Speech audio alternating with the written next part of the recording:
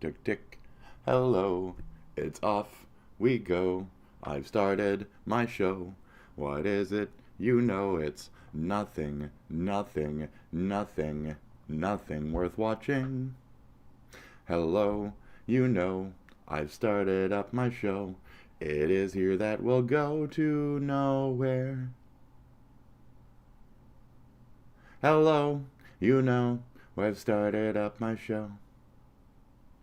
Hello, hello. That's the notification, yo. Yo. Is a completely valid thing to say when you're trying to rhyme. Hello, welcome to the show this time. Good morning. I don't have anything on. I don't have anything on. It's just me. It's just me. I'm naked today. Look at that. I'm completely naked. I have nothing on. Anyway, that's not the truth. I am Freddie's effeminate stepbrother. How are you?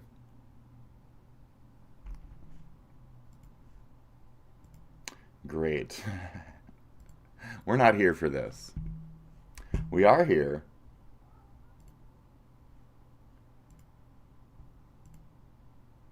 for this. Enjoy my intro. I'll be back in a second. We're still setting up. I've been doing the 10, 20 minutes intro type of thing. Do you like this, or do you like when I actually start my show with a bunch of kooky shit? Well, nobody talks back to me, so instead of that, I'm just going to not stress out, play a little chunk, and get slowly ready. So, enjoy this. Thanks.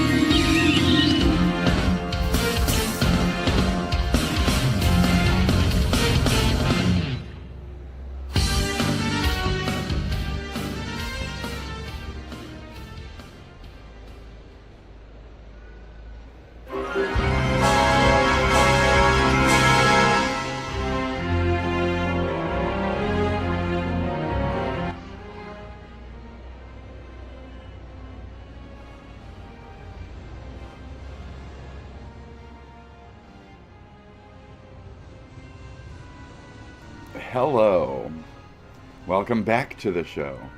We've already done what our first bit is today. That's right. We're doing a tarot card reading on this. So I did a past, present, and future of the current situation. All right? So we're going to read into it.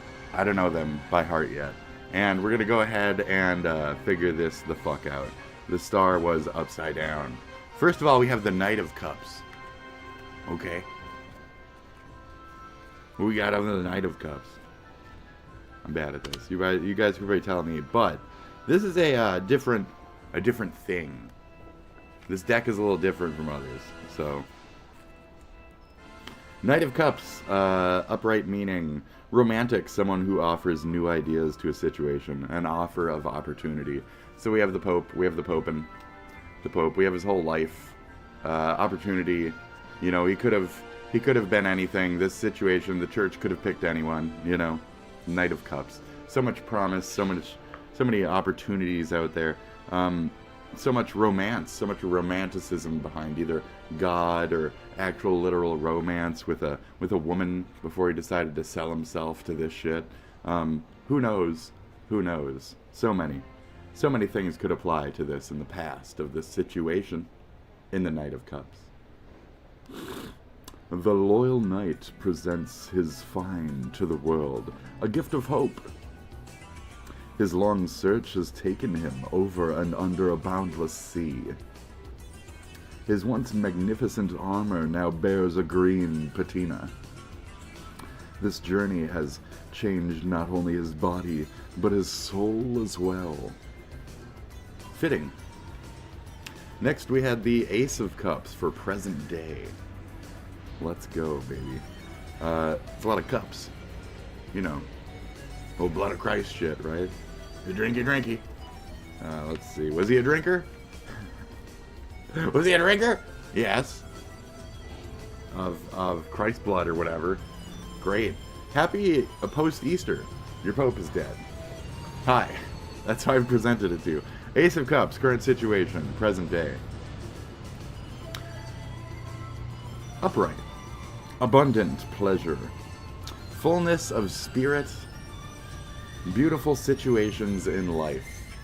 He'd waited until after Easter. He'll rise again now, right? Because he died at the right time. Now he gets to rise again, right? Okay. Cool. What an opportune moment, you know? Okay. An angel lovingly cradles the golden chalice against her body. Her warm spirit invigorates the liquid she holds, inviting the moon to sip of its essence. Okay. I mean, that's just describing the picture at that point. Like, quite literal. Anyways, then we had a major arcana for the future of this situation, and it was the stars in reverse. So let's check out that as according to the awesome as fuck tarot card deck that I'm holding. If I refer to it as anything else, it'll kill me. I shouldn't even be having it on here. It's gonna murder me. My deck's gonna murder me. The star, okay? Reversed meanings. Doubting one's abilities. Stagnant creativities. There you go. I said this current situation, not my current situation, you smarmy little fuckheads. Maybe he found out there ain't shit up there. Yeah, the angels, you get up there, stagnant. Done. What is it? I don't know. Eternal life, boring, death. That's it. Death. Quite stagnant indeed, I'd say. Creativity? Empty ocean of nothingness. Whether it's up or down, there's just nothing after that. It's very stagnant. There's no creativity whatsoever. It's so boring, so thoughtless. The truth of reality, you see. You will see. A maiden sits on the shore and pours water into a crystal pool. 7 stars shine behind her, bringing a hope to the lands below. and ever did it serve its job appropriately so. As he rose to a nothing, the people, they gained hope, they gained a belief, they gained a new pope, a new seat, a new name to throw down on a new chair. And that's where we find ourselves at the end of that tarot card reading. I hope you had fun for that.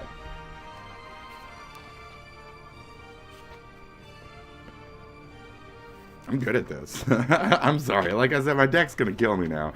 So, 4-3 or whatever, it's going to come back at me now. Just for a simple reading. This thing is legit, like, bad, fucking wicked. I got to, like, lock this thing up. Yeah. That's why I try to keep, heart. I try to keep heart with it. Van Cleef. Give it my Edwin Van Cleef. When Warcraft first started making their card game, I bought one pack. Van Cleef. My favorite motherfucker. And then, years later, I got myself this when I was buying Magic cards at the thrift store. And it's Infernal Spawn of Evil, and it's a rat. I'd say that's telling me something. Okay? And I'll take it, Mr. Rat. Okay?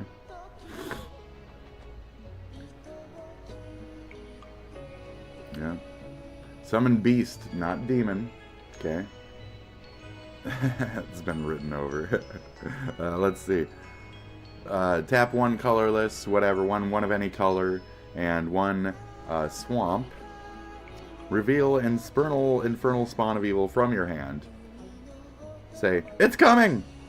Infernal Spawn of Evil deals 1 damage to target opponent. Nice, right? Use this ability only once during your upkeep and only once each upkeep. Okay. It's very nice. It's a 7/7. That's overkill. Unnecessary. And he costs way too much. He's 6 any color and then 3 fucking swamps. Which is just crazy. 3/6. I get it. But like 9 fucking mana total? That's too much to pull out such a creature. For a 7/7, 9 for a 7/7 with flying and first strike. I guess. How is he flying in first strike? Oh, I guess if you hard cast him, he's a demon. Otherwise, if you're keeping him in your hand, it's a rat. It's coming! It's coming! So, I don't know. That's a weird one. I like it, though. I'm coming. Okay? So, thank you, deck. I'm going to tuck you back in there now.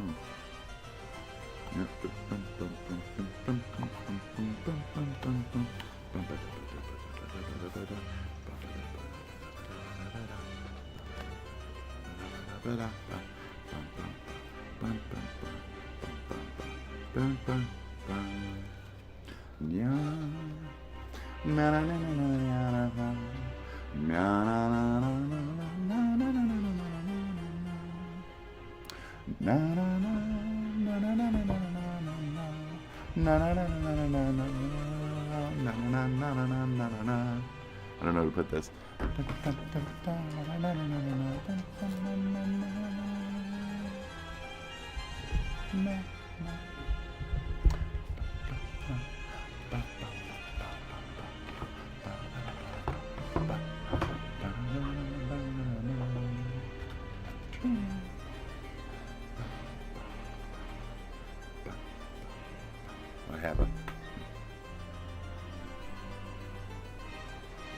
There, I have conductor wand ability now. Fucking moron. Fucking dumb shit. Fucking.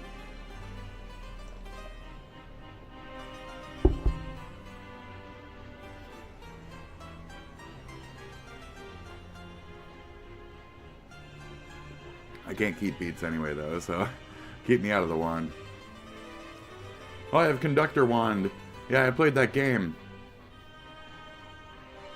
On Nintendo DS or whatever, where you hit the button when you're supposed to cheer.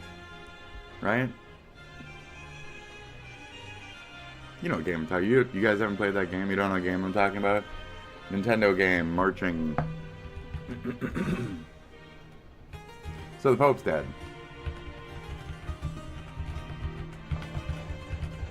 I've been wondering how long has the Pope been dead, right? How long has the Pope been dead? Anyone? Anyone? How long do you think?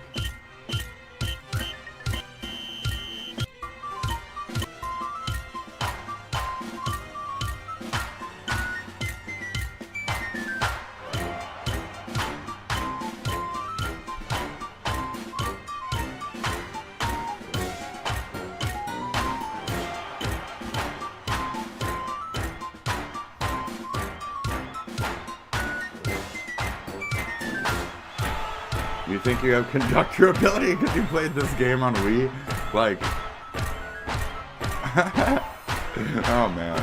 Yeah, my brain. I'm still settling from that one. I watched Tofiatu. I watched some Tofiatu shit this morning. So I'm freshly traumatized, reminded of bugs crawling in, vaginas, freshly traumatized. Bugs and vaginas, bugs and vaginas. Bugs and vaginas, dead brother. Bugs and vaginas, dead brother. Bugs and vaginas, dead brother. Bugs and vaginas, dead brother. Bugs and vaginas, dead, dead, dead, dead, dead brother, dead brother. Dead dad, dead brother. Bum, bum, bum. Bum, bum. Mom in hospital. Brother is dead, you know. Wait, I don't think the dad is gone. I think it's just his fucking mom. Her fucking mom. I meant Sophia Chu is spent. She spent all that money at Ross for Less. Ross for Less. Ross for Less. I've never even heard of that store. Ross for Less. Ross for Less. Never even heard of that shit. Thought it was from the fucking 80s. How did that shit make it to the 20s? I mean, the 2020s, not the 1920s. It's not that old, but it's not that new. What the fuck is Ross for Less? What the fuck is Ross for Less? Who the fuck is Ross? Sophia Chu. What the fuck you do? You shop at Ross for Less. What the fuck you do? Sophia Chu. Shopping Ross for Less. Shopping Ross for Less. Sophia Chu. Do your best. Your brother's dead. Your brother's dead. Sophia Chu shopping at that fucking store for some new pair of shoes? No, just spending like $3,000 of the fucking funeral money on some dumbass new shit. It's not new shit. It's actually consignment. It's fucking old. It's like some fucking shit that you get at Marshall's, but instead it's fucking imperfect, you know? Like, the light's coming in. The light's coming in. Folks, it's trying to burn me. It's trying to burn me away, folks. Because this is stupid. What are we doing here? What are we doing? What is this? Okay, good point. So a while back, I made a video going over some movies I thought were weird. But that video was majority movies handpicked by me. What would happen if I let y'all pick the movies? That's exactly what we'll be doing today. Today, once again, I'll be going over some weird movies, but this time, these are movies sent in by you guys. We're gonna start from goofy, bizarre, you know, fever dream movies, and eventually, the disturbing ones. And they got disturbing. First one up, B movie. This one was sent in by Ken from the Discord server last video. What's good, Ken? And I spoke about it a bit last time. I didn't get to really dive in deep. You know, get into the nitty gritty. We all know B movie, a movie about a bee named Barry who, after graduating college and not wanting to get stuck in a boring job, meets a human and accidentally discovers that humans consume and use honey. And so he decides to sue the entire human race. Don't know how that makes sense, but you know, it's B movie. There's a lot of weird stuff in this movie, and I mean a lot. Bees out here whipping cars when they can fly. Bees going to college for some reason. Bees even out here dating their cousins. That's probably the most relatable one. But what I really want to talk about in this movie is I don't even know what to call it. The situationship, the love triangle between Barry, Vanessa, and Ken. Bro, this is inexcusable. You know how messed up it is that Ken, I just realized y'all got the same name, Ken. Ken has to just sit there and tolerate his girl chilling with, cooking for, and getting rizzed by his allergies. It's already bad enough that he's not human, but she's pretty much leaving him for the enemy. That would be like me coming home and walking in on my girl in bed with a shrimp, or a cat, or a shrimp cat. I would be sick. The most messed up part is in this movie, the boyfriend Ken, he's supposed to be like the one that's tripping. What the fuck are you? He's the goofy one, over the top, the one we all laughed at as a kid. What are you? What is the opposite of a shrimp cat? You? You're the opposite of a shrimp cat? So you're the opposite of a shrimp cat. So let me get this straight. Okay, so. Oh,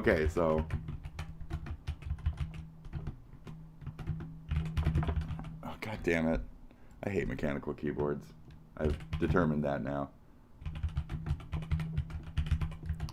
Okay, so let me get this straight. You're the opposite of Shrimp Cat?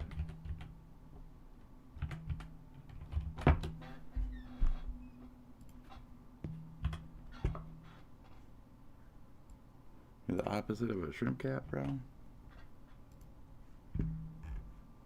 Baddest girls into bees. But no, he's the only sensible one. What do a bee and a human even have in common? As much as racist people say otherwise, none of us come in shades of yellow. I can see why he crashed out and tried to kill Barry. This is ridiculous. And before any of y'all say, Barry didn't have romantic feelings for Vanessa. Oh yeah? Then why does this movie have a deleted scene where Barry is trying to call off their wedding that he planned? Oh, what? Oh, bet you ain't know about that, did you? Next one up, I was gonna go over it regardless, but shout out to Mr. Edit for suggesting it. Oh, you Arabic, my boy? Assalamu alaikum, alaikum salam.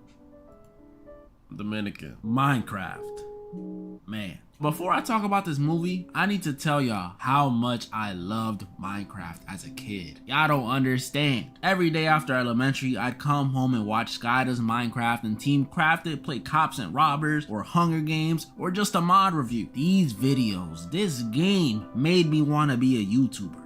Obviously that was before everything that happened with Sky, but that doesn't change the fact that I loved it. Bro, I loved this game so much, I had worlds where I would build homes for my grandparents like they were gonna play with me. They don't know what Minecraft is, but that's just how much I loved it. I thought anybody could play. So for me last year to see a Minecraft movie trailer, I was hyped. It meant the world to me. You know, about 10 years too late for me, but I was still hyped. But then I saw Jack Black as Steve and Jason Momoa as Jason Momoa. Oh my goodness, they ruined my childhood.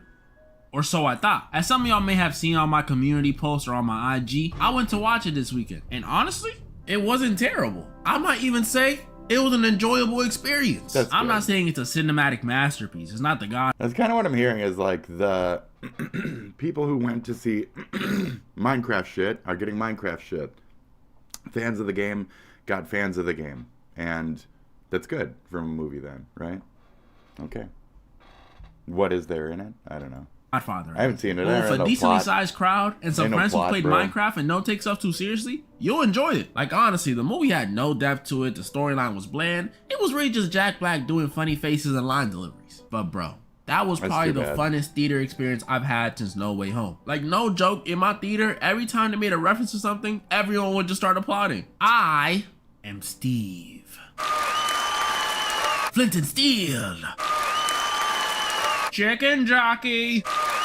I'm serious too. This dude Steve could have taken a dump on screen and they still would have applauded. And that's what this movie was. It was a they did the thing movie and it was great. My favorite scenes were the one at the ending where the villain kept trying to sneak attack Steve and kept failing. That one genuinely made me laugh. They also had this little side story with this villager who accidentally goes into the real world and it's just a Tonberry skit. It's just a skit from Tonberry Final Fantasy shit that's been on the internet for years. Okay. After he gets freaking hit by a car, he ends up falling in love with Jennifer Coolidge and they get married the next day. Like, it was so random. And of course, the Technoblade tribute, that was sweet. W to Sebastian, the kid who played Henry, for suggesting it. Literally only issues I have with this movie, besides the, you know, the chaotic plot, is one, there was too many spider jockeys and their spawn rate isn't that high in the game. Two, there was this weird scene during the Elytra sequence where Jack Black and Jason Momoa started 69ing to get through a small hole?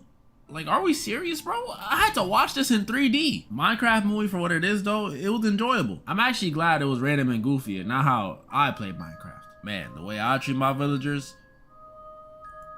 But yeah, it was good. But although weird, this movie was only the tip of the iceberg compared to the other movies y'all sent. And I just kind of wanted to review it. The next movie is sent in by the homie Joe on IG. Some of y'all may know him. He's a pretty popular guy. And the movie he sent in is Velocipaster. This is definitely a movie. This movie is a low budget movie, and I mean very low budget, about an ex-pastor who after Velocipaster. I love the name of it. I love that combo. That's fucking brilliant. losing his parents to an accident. This is the accident, by the way, because they couldn't afford fire effects for this movie. He drives to China to help rediscover his faith. And after getting attacked by ninjas, ninjas, he's handed this tooth that curses him with the ability to become a dinosaur. Yes, a dinosaur. This movie is so random. I thought Hoodwinked was crazy, but the plot of this movie is literally the pastor Doug and his hooker girlfriend Carol. I'm not even being mean, by the way, she's actually a prostitute. Are on a mission to take down this church. Why, you may be asking? Well, because the church is ran by this ninja clan who, by using Christianity and Coca-Cola, plan on achieving world domination. I didn't make any of that up. I'm not gonna lie, for all its craziness, this was one of the funnest ones to watch as a video. The dinosaur suit looked so bad that it was actually hilarious. They also had funny random scenes that didn't make any sense. Like at the end when this ninja attacks Carol, but then he just starts crying. Like, bro, wouldn't y'all go to kill her? Or even before that, when Doug arrives to confront the ninjas and finds out one of them is his brother. Like, okay? And then he just kills him with no remorse, not even a frown, nothing. Alright, this is one of those movies that's good to watch with friends if you got nothing else to watch. That's what I'll say. And honestly, time well spent. I'm actually grateful for this one because this was the last of the silly, fun, you know, goofy movies sent in by y'all. Now, we get into the disturbing. Okay. This next one comes in from Mr. Stinky 99 on YouTube. He told me to watch the movie Cats. Mr. Stinky, go shower, bro. Don't be proud of that. Put a Mr. in front of Stinky. Cats is the traumatic. And before I get into this one, y'all already know how I feel about this furry stuff. And y'all know I'm allergic to cats. And this movie is literally all about humanoid cats. Mr. Stinky 99. When I catch you, I'm not gonna lie, I can see why this movie is horrible in theaters. It's literally a musical about cats who are, I don't even know what they're trying to do. Don't ask me for the plot of this one, because the whole time watching this, I was too busy being uncomfortable because of these cats' designs. Like, am I tripping, or does this look kind of sexual? Ugh. I already mentioned to y'all last video was Zootopia. That this furry stuff be throwing me off. But this is even worse than Zootopia, because at least in Zootopia the animals are moving like humans and have clothes, except that one scene. But in this one, these are real humans moving like animals, hissing at each other, making cat noises, walking on all fours, and they're like kind of naked. To make things worse, I haven't seen it, but I kind of want to. Real humans in this cast are some pretty... I've seen the original Cats, the Broadway. I've seen Broadway Cats, so this seems very strange to me. Popular people. Rebel Wilson, Jason Derulo, I'm not that surprised about that one. Idris Elba, and one no one would have ever expected, Taylor Swift. Yeah, she's in the movie, and guess what? As another cat. Yep. Hear me out though. I just can't watch this. There's nothing technically inappropriate about this movie because they just cats. Cats are always naked, but it just doesn't feel right. And I don't want to hear no one say, you only hating because you allergic. I'll have you know, even though these dudes nearly kill me, I still think cats are cute. I even took care of a stray mama cat when I was a kid back in the yard. Gave her milk and everything. R.I.P. But bro, you can't expect me to like cats this much. Some cat moms out there though, I wouldn't be surprised. All I'm saying is you won't see a movie this weird come from a dog lover. That's all I'm saying. Oh, this next one is sent in by MM from the Discord. Good boy. MM, my dog. Okay. Why would you send this? Off the rip, this movie is different because instead of it being in English, it's in Norwegian. That already made me scratch my head at it. It's about a Norwegian dude named Christian who owns a dog, but as you can tell, that's not a freaking dog. It's just a dude in a suit. It's supposed to be like one of those my partner identifies as a dog type of situations. Yeah, I know those videos. And I know the Bible says love thy neighbor, and I do love my neighbors. But bro, if I visited my mom's house and saw this as her pet, all the love is gone. I can't rock with this. I'm not gonna lie. This one has to be the worst one so far. It's worse than any of the ones from the last video. I know I said send me weird movies, but this movie is weird. With cats, yeah, it's a little uncomfortable, but it's really just a musical with some oddly erotic looking cats. But this one, look, man, why would you send this? I thought y'all rocked with me. I go over a lot of horror movies on this channel, and this movie made me feel more uneasy than any of the ones I've been over. Every scene of the dog next to the owner, or eating, or chilling in bed on him, just grosses me the heck out. Am I bugging it? I just don't want to see this. I almost didn't finish watching it until I seen how deep this plot is. It gets deep. So the owner of the dog in this movie, this is like normal to him. Owning Frank, that's the dog's name, is just regular to him. Like, you can go down to freaking Petco and pick one of them up. So when he gets to scrolling on Tinder and matches with this shorty, he introduces her to Frank like it's regular, like he's introducing like a family Yorkie or something. And the girl is obviously, thankfully, weirded out. So she lets him know, he says okay, and then she leaves. All the right decisions have been made. For now. But then she finds out our boy, I take that back, he's not my boy. The dude Christian is a multi-millionaire. And y'all already know how some ladies be when it comes to that cheddar. So guess what she does? She goes back. What? Yup, this pissed me off too. It was right Is here that where I serious? almost stopped watching. But then Just it for got cash? a little interesting. So the You girl know, said, sellouts be selling out, dude. eventually adjust to this weird lifestyle because Christian Sellouts tells be her that's his selling out. childhood friend who wanted to live like this and blah blah blah blah blah. So she's cool chilling with Christian and Frank, and she starts adjusting until one day Christian decides to take all three of them up to this cabin he has for, you know, a little weekend getaway. And while up there, he tells Sigrid, no phones, you know, you want to disconnect, be in nature, enjoy the moments. So Sigrid agreed. Y'all No. sense the weird stuff coming. And that very same night, after having a couple of drinks, Christian walks out the room and leaves Sigrid alone with the dog. With Frank. And in a turn of events, the dog doesn't attack Sigrid or anything weird like that. He actually warns her. He tells her this weird dog thing going on. He didn't want to do this. He's being forced to because Christian is a psycho. I told y'all it gets deep. I told y'all. This movie subverts your expectations to the max. But the dog's Instead just of lying the to her. dog being like this killer furry thing, it's actually the owner who turns out to be the sicko. Which low-key kind of makes sense. If you into this type of lifestyle, I'm not gonna lie, I think you're capable of anything. But it does not end there, because this movie also has one of the most disturbing endings I've seen in a minute. So after finding out Frank is not willingly being a good boy, Sigrid eventually escapes after Frank gave her a window of opportunity. But realizing he's probably being tortured, she goes back to save him. And that was her worst mistake. After knocking out Christian while saving Frank, we see Christian get back up and knock her out. Should've just left, my girl. You should've just left. Yeah, we then get a bitch. mini time skip. How far into the future? We don't know yet. But what we do see is Christian feeding Frank like normal. Okay, that's kind of sad to see, but it's still expected. But then we see Christian head to the barn outside and feed another dog. Yup, There's a new y'all know dog. who's in that suit. It's Sigrid, who has been turned into another dog human just like Frank. That's Oh, right. girl, you should have just left. But, it's not over. Because when Christian gets back in the house, we see a third bowl. And I'm not going to lie to you. The second he put the third bowl down, I already knew what was about to happen. A real me dog? a genius, call it my sixth sense, Shut or up. What call is it this dumb predictable, shit? but I just knew. The person Him? that approaches that third bowl is a baby. Specifically, Christian and Sigrid's baby, who he's raising as a dog. Oh my. How could these get any worse? This next one, guys, I actually had to put down for a few hours and come I got back to nothing. it, I'm so, speechless, dude. Wow. warning to my You female fucked- viewers for this you one. fucked I them mean, up, warning but, to all of you, but that was gross. That especially was my stupid. female viewers. It's very That's dumb. uncomfortable. This next one comes in from Ali. It's like that Lamb movie. That Lamb movie was real Instagram. fucked up too. You seen the Lamb movie? A23 shit. Those people are fucked up, dude. I hope I said your name right. Who sent in the movie Teeth? Girl with teeth in her. Okay. So Oh, as come Ali on. said, this movie's about a girl who's you know, her box has teeth in it. Yeah, I know. It's gross that it sounds. But let me tell you, this movie, although listed as a horror comedy, there is nothing comedic about this movie at all. It's not even scary either. It's just uncomfortable. As a guy, this is not a funny Like, honestly, topic. as a good boy, No, I didn't think it shit. could get any worse. But Yeah. y'all never fail to impress. Literally, the scariest part of this movie, if you still want to deem it a horror movie, is not even the teeth in her poom poom. It's having to see the main character go through hella traumatic stuff. Like, I really gotta dislike you to laugh at your suffering. I don't know this girl. There's nothing funny about this. Well, there's that one funny scene, But besides that, matter of fact, I'll let you know how weird this movie is. The dude who screams that line, is a male gynecologist who, after inspecting our main character, gets his fingers bitten off. Yeah, I know. I was thinking the same thing you are.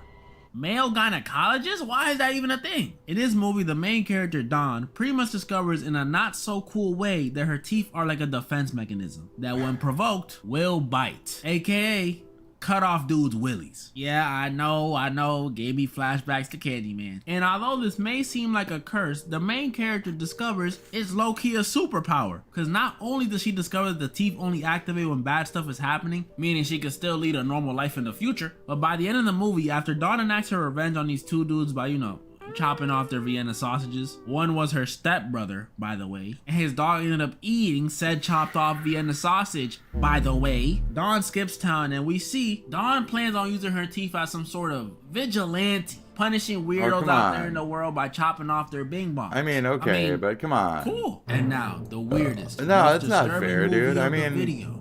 some of them might not deserve it. Come on. The strange thing about the Johnsons. Uh-oh. Oh boy. This one was sent in by Dion_McDonald086 on Instagram. All right. Mr. McDonald, you getting blocked for sending this movie. No.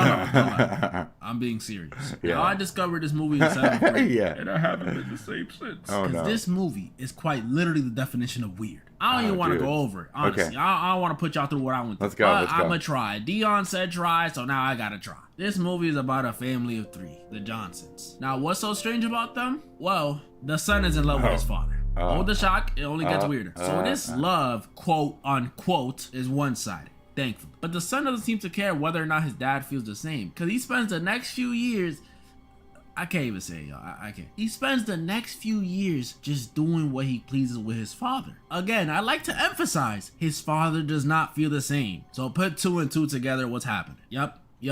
Now you can be shocked. And that's what this whole movie is built around. The weirdo son's actions and how they affect not only the father, but the family as a whole. And it's horrifying. Seeing the light disappear from the dad's eyes over the years. Seeing him too scared to even stand up for himself. Seeing the mom just sit there and let it happen. It's all just... Wow. it's so uncomfortable. Yeah, this movie is weird. Don't watch it. I'm serious. No, that's really gross. That's nasty. Look at this picture. Not watch it. I'm not going to right. continue to explain anything else that happened. Right. Just know the father ends up dying, and that the mother just kills his son right. after he tells his mom he loved his dad more than she ever could. Okay. What a movie. Thank you, Dion. Weird that was gay pretty much shit. all the movies I wanted to go over this video. Thank you. Yes, you can stop yelling, bro. I Weird will do gay a part shit. 3. I might even make this series a staple on my channel. I think I'm more fucked up by the Good Boy. I think I'm more fucked up by Good Boy, though. That's pretty fucked. Good Boy was pretty fucked. That's a good one. More movies I thought were weird. 2? What's movies I thought were weird? 1. So maybe. I'll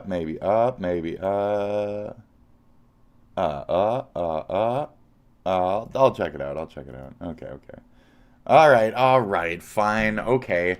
Good morning. Sorry we started with something fun. That's not how this works around here. You know what the fuck we're doing. Gross, right? Mm-hmm. Claimed prophets of God. You know, I used to be able to, I used to be able to watch music and shit on Kick. But then they kicked me off of Kick. Oh, why? Because they were bullying me and shit with weird religious crap. So now I'm here and I rail against weird religious crap. Thank you. Short end of the story, ta-da. All the fraudsters and the liars and the grifters and the charlatans and the self-proclaimed prophets of God who have set themselves up around Donald Trump to herald his godlike nature. We need more ear in the shot. Shane Vaughn is that.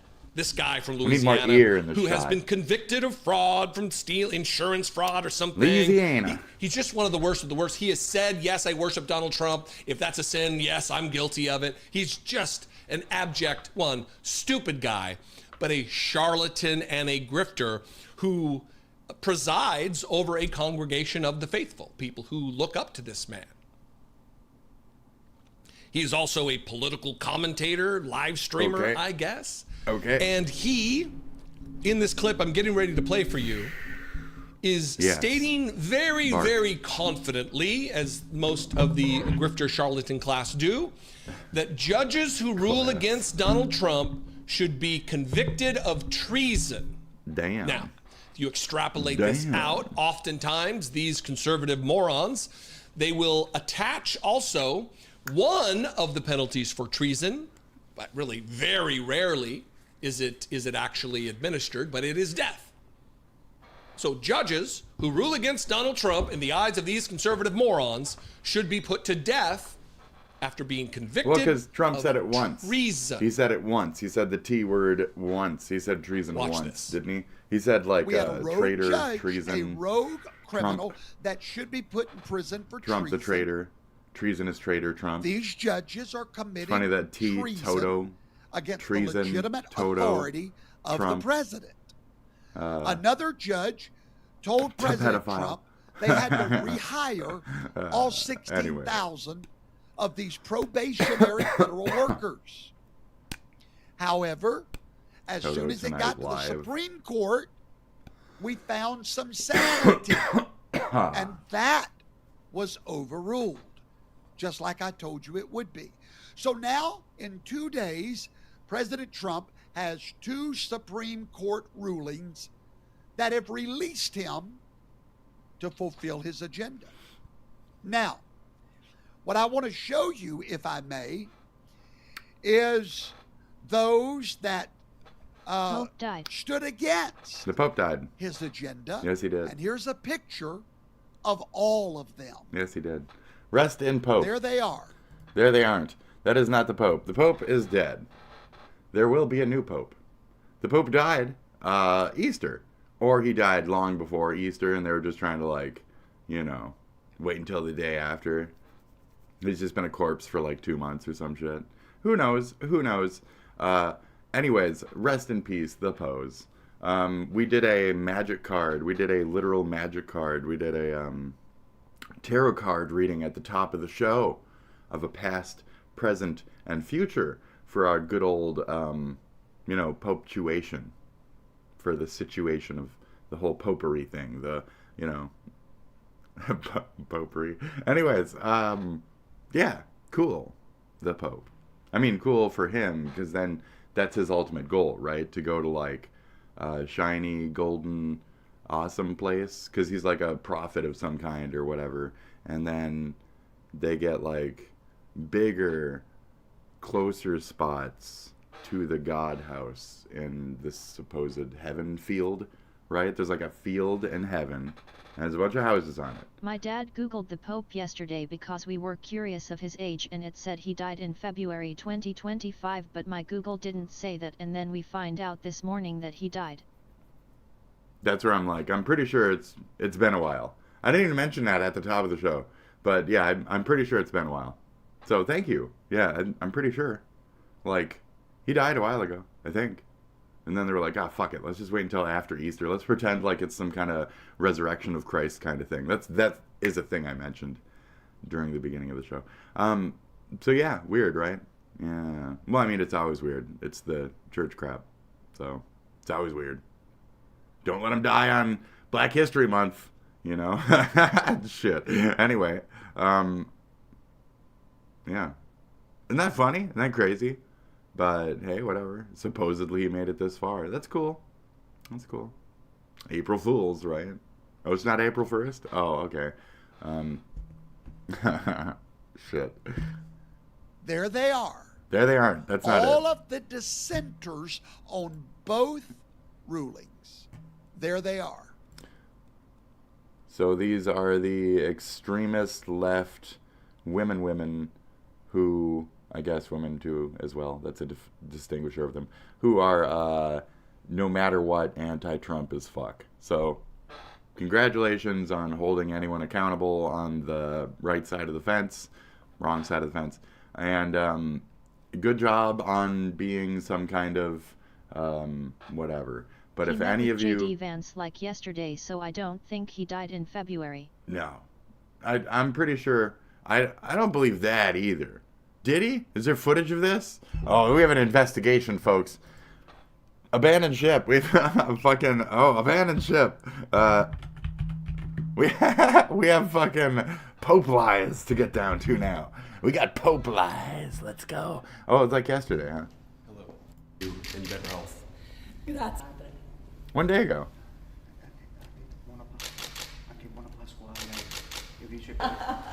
He's alive. He's moving. I've seen Weekend at Bernie's. Yes, I have footage. seen Weekend at Bernie's. Okay.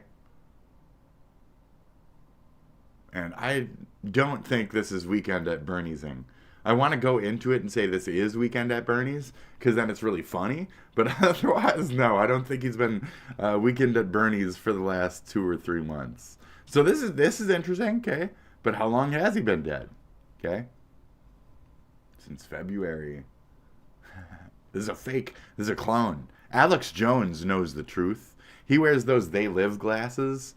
He had like They Live eye surgery, right? So when he looks around, he just sees a bunch of like skeleton people and shit, and he's like, the globalists. So yeah, he would know. He would know. Point him in the right direction. You know, get those like little eye lasers going that way, and let's find out. He knows. He's a clown, paid actor. Like, he knows. Alex Jones knows the truth. Okay, so send Alex Jones to the corpse. Examine the corpse, Alex Jones. Examine. Great. Corpse examiner Alex Jones is to the rescue. Okay. Stat. Fantastic. So he's dead. So he died. Okay. He looks fine right there, doesn't he? Yeah. Is that also fishy? Did he get some blue Jesus juice? And they were like, well, you're getting close. Okay. And it is Easter. And he was like, yeah, that's valid. All right. Rope it up. Let's go. You know, you got that Kevorkian juice going. Just so he could rise the next day. You know. Great. I think this is staged. This is a fake Pope. That's the Pope. Weekend at Bernie's. These are for your children. Okay, thank you. Why don't you let him speak? Thank you. This? These are for your children. I have to take a shit. Thank you. These are the gifts. These are also gifts for you as well. Thank you. It's beautiful. Your Vatican tie, and then the Oh, that was give him the gifts. for your wife, the white for your children, and the red one is for the red. Give him the shit. Okay, there's the proof. You heard the gunshots, okay? Happy Easter. Happy Easter. Happy Easter. But now no more. Alright, rest in Pope, rest in Pope. Oh, there you go. Buona Pasqua. Yeah, bon appetit. Alright. Good shit. Thanks, Pope.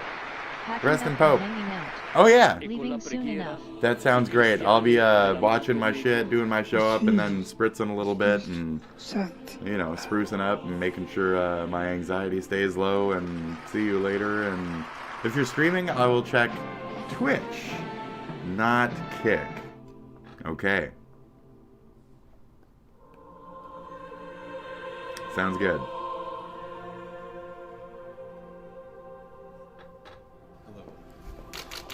So good to see you.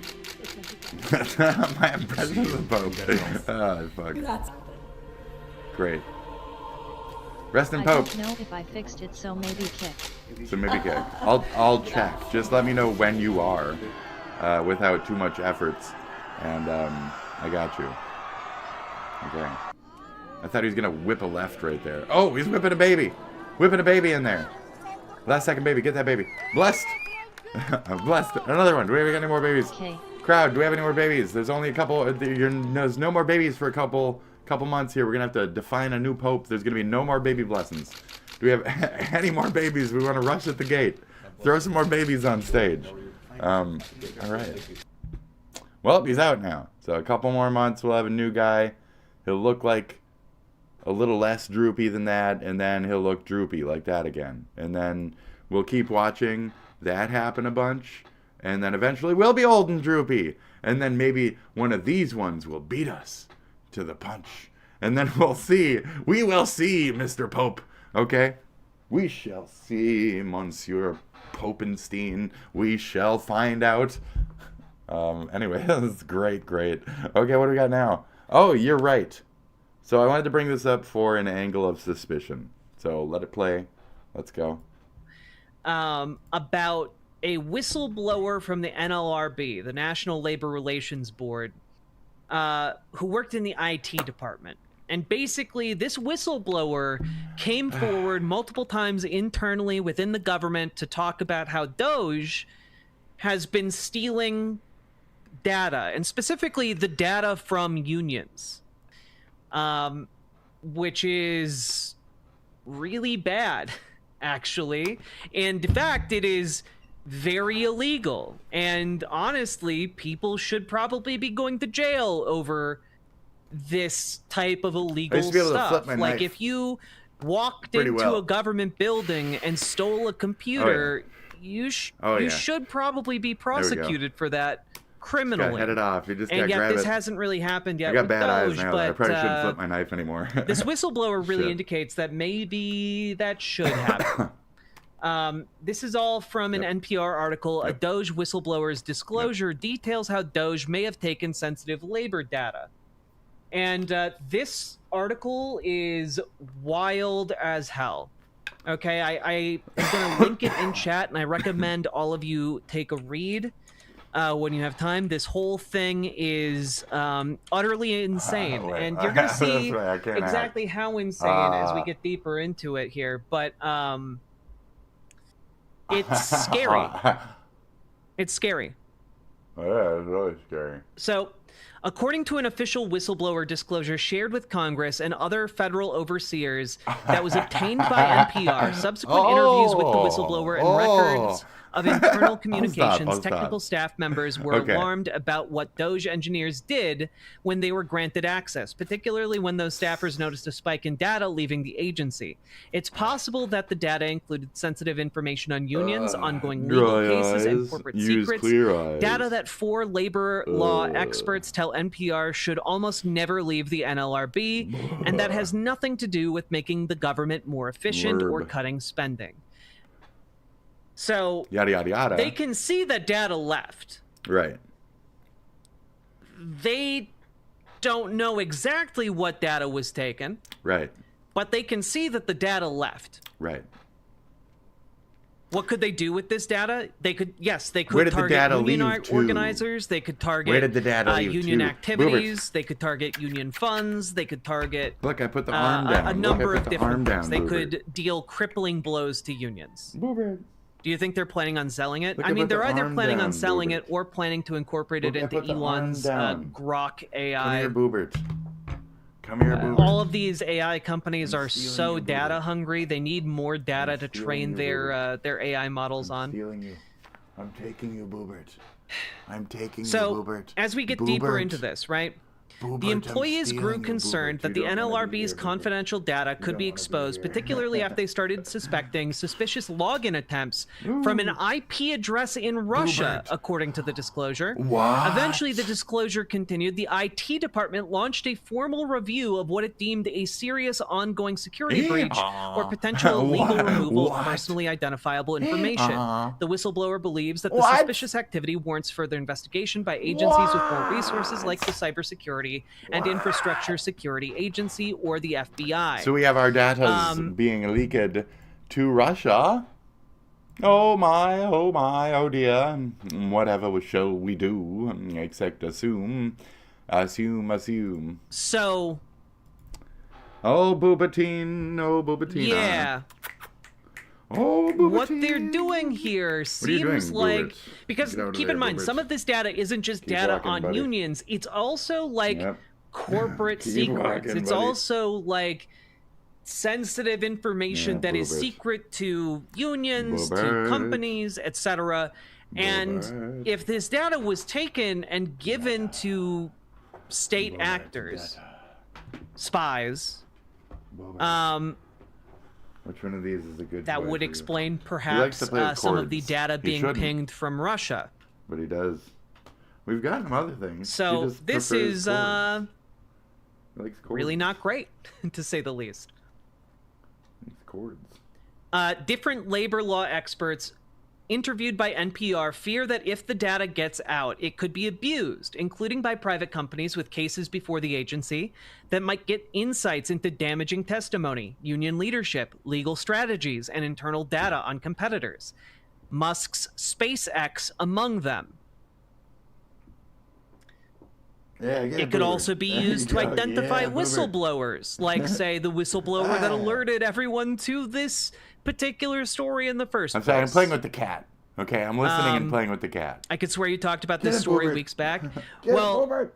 there have been numerous data leaks and Play data with the thefts from different government agencies. Boobert. This is a new one, and it is There you go, buddy. potentially making the one of cord. the more serious ones. He's biting on it a little So, bit. I'm gonna make it go to like his butt and go like a snake. you This know? is where it Ugh, gets ugh. weirder and Oh, he's more grabbing it. disturbing. The new get him, revelations Boober? about Doge's activities at the You gotta labor get him, throwing it agency past come him, from a dude. whistleblower in the There you IT go. Yeah, they department like of the that. NLRB, Like fishing? who You gotta fish for disclosed his cats, concerns to Congress and the U.S. Office of Special Counsel in a detailed Boober. report that was then provided to NPR.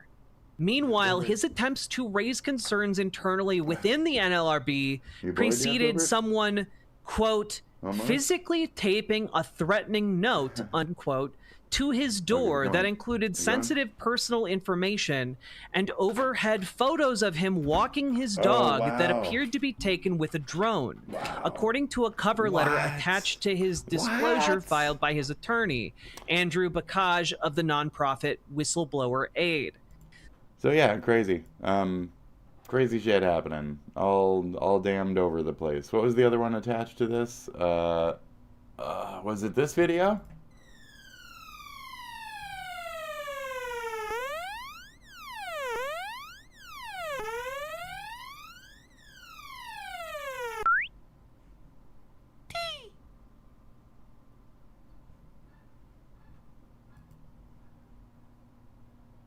Okay. Was it that video? Was it this video? A dangerously violent Japanese black bear named Leonardo has escaped from an Osaka bear farm. What? Leonardo the Japanese bear? Leonardo is currently on a dangerous rampage all over the planet. Rampaging all over the world? That's right. At this rate, it will inevitably develop into an international problem. Milk-chan, please go and do something about it. Roger, Roger. No, I don't think that was it either. Was it this one? No, I don't think that's it. Oh, it was this the one. It was this one. What the fuck? 1877 Cars for Kids. You probably know the tune if you're someone who's listened to radio at some point in the past 30 years. In the most recent rendition, the advertisement features a band of children with instruments that sing their awful, awful song, imploring you to donate your car, presumably for their own sake. It is a jingle so mentally taxing to the listener that it has led to the rendition. You see that? You see that one? That one in the middle, okay? Instruments that sing their awful, awful You see the one in the middle? Who's listened to radio at some point. Okay, K-A-R-S. Cars for Kids. You see that? K-A-R-S. Cars for Kids. Cars for Kids. Okay? That's just KKK. We just have KKK right there. Okay? Now continuing ahead. Past 30 years. In the most recent rendition, the advertisement features a band of children with instruments that sing their awful, awful song, imploring you to donate your car, presumably for their own sake. It is a jingle so mentally taxing to the listener that it has led to literal death threats being sent to the organization. I'm like, oh, these kids are so cute, but then there was like, these kids should go kill themselves. For kids. Fuck Cars for Kids. It's the most stupidest, annoying. Cars for Kids. Cars, K-A-R-S, Cars for Kids. Where'd my shoulder go? Where'd my elbow? Everybody Where'd my hates elbow the go? song so much to the point where most people associate the organization behind it with the omnipresent malice against their ears that the song is. Okay. But a lot of others end up donating their cars to these kids. It's AI. Uncomfortable. The question is, where are these cars going, and how are they for these kids? Right. To my disappointment, this was not a charity that gave children free vehicles with which to fight each other in a fashion reminiscent of the Twisted Metal games. Okay. Instead, Cars for Kids takes donated vehicles and flips them at auto auctions. This isn't too unusual, and is a service that many people would rather just use to get a tax break instead of going through the hassle of selling their car by themselves. Despite the pitch of helping children and tax benefits being ostensibly hard to disagree with, the incredibly awful jingle has made Cars for Kids a charity everyone is sort of allowed to hate. What doesn't help with that reputation gained from the jingle is learning what Cars for Kids actually does with the money they receive.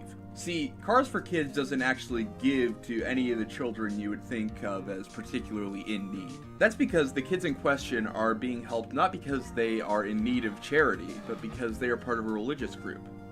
Right on the Cars for Kids website, it clarifies that. Our all-encompassing program gives Jewish children and their families the support, resources, and guidance they need to develop into productive members of the community. Has Cars for Kids been funding terrorism? What the website doesn't clarify is that these Jewish kids are almost exclusively in New Jersey, the city of Lakewood in particular. I was surprised to learn that Cars for Kids was Jewish at first. Growing up in Minnesota, I heard that godforsaken jingle so many times, but had never heard about Cars for Kids from my Jewish friends. What? Subscribe, give them a like. Let's go to the planet. Let's check them out. This is Moss Planet. Howdy. Yes. What? What? Yes. Dude, what a fucking striker. We are early. You are great. We'll watch this other one too, maybe at some point. Fantastic. Great. No, I won't. David Sachs, how Silicon Valley's infamous venture capitalist helped start the Iraq War. Dude, what fucking cutters. These are great fucking videos on that note. Let's continue. Or saw this is hard shit, dude. That any of the people at the Jewish Community Center I went to were supporting this seemingly omnipresent Jewish charity. Okay. It turns out I wasn't the only one. Truth seekers, motherfucker. Let's go. Yes. Next gen. Office found that Cars for Kids spend essentially none of its raised money from Minnesota in the state on anything more than more ad buys. Cars for Kids has done a few programs helping How dare the they? Community. I see why it upset you to begin with. Coats, your money for Cars for Kids was not even going to kids in your state. You thought something positive like that, right? You thought something like that. No, you get funneled to a New Jersey shithole. Now, we recall the John Oliver Cars for Kids. I don't, but I do remember watching it. So not to leave your children in a hot car. Looking at their website, these programs are either in Newark, New York City, or Philadelphia. That's amazing. Conveniently, no more than a day trip from the headquarters of Cars for Kids in New Jersey. But this is all, at best, a half-assed attempt to argue on a technicality. In reality, 92% of the organization's cash is sent directly to another charity, URA, located in Lakewood, New Jersey, and run by Cars for Kids founder Eliyahu Mintz. There is functionally no difference between Cars for Kids and URA outside of paperwork and advertising. As a side note, I wouldn't feel qualified to write about this if I was just talking about URAs. I'm not a member of the Jewish community, nor have I had any personal interactions with Jewish people that prompted me to write this. The truth is that URA forfeited the deniability of being a religious organization, both when it got most of its money from Cars for Kids, and when it didn't even register as one for tax purposes. URA doesn't offer its services to Jewish people outside the greater New York and New Jersey metro area. Less than 1% of the money stays in other states that donate, and besides, any charity that is going to subject us to that awful jingle would already be one under intense legal scrutiny in a just system. I've actually been passively familiar with URA for a few years now. Like an unfortunately large number of things in my life, URA originally came to my attention via an episode of the Come Town podcast, now the Adam Friedland Show.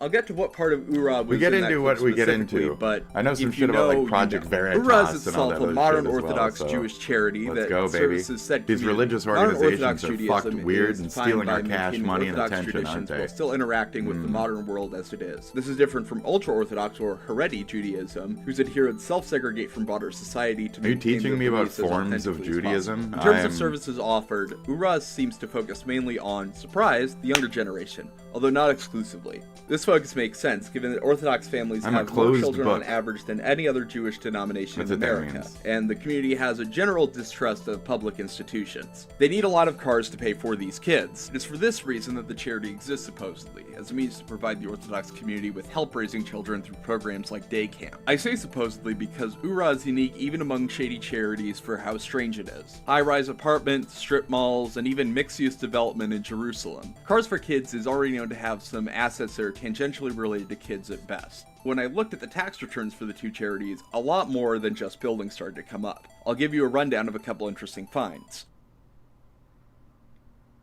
Oh, the fire. One property that URA owns is 985 Clare Drive in Lakewood, New Jersey. According to tax records, URA acquired this property in 2015. What's interesting is that the last time 985 Clare Drive was sold on the market was in 2009, according to Redfin. The property also isn't a facility, it's a single-family home. Okay. It's not the only single-family home owned by URA either. 851 Morris, 624 Vine, 107 and 119 Rutgers, all bought in 2008. All but one off the market since then. That's amazing. 107 was sold in 2022 for $85,000 just buying a bunch of houses. Than the tax-assessed value.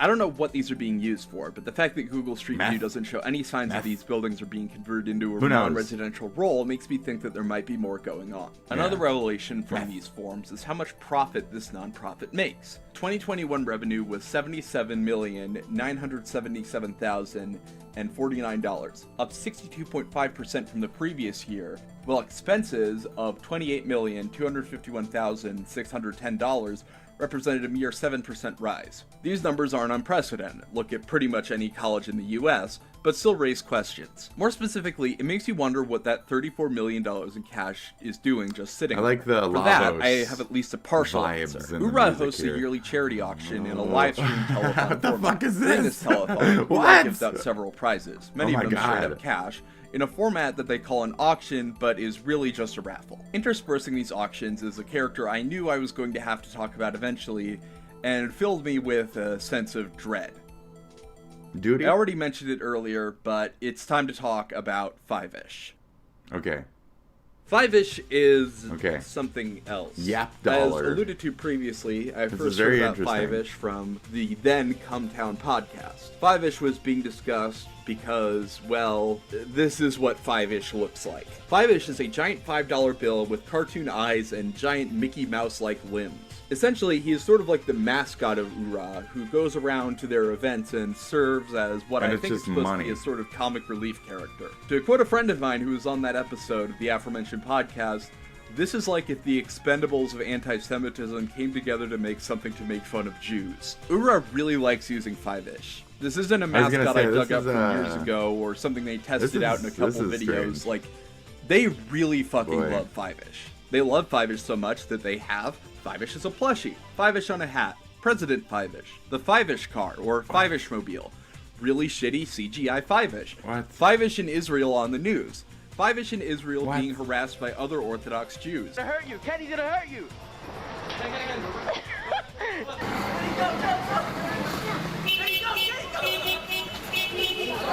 Oh shit.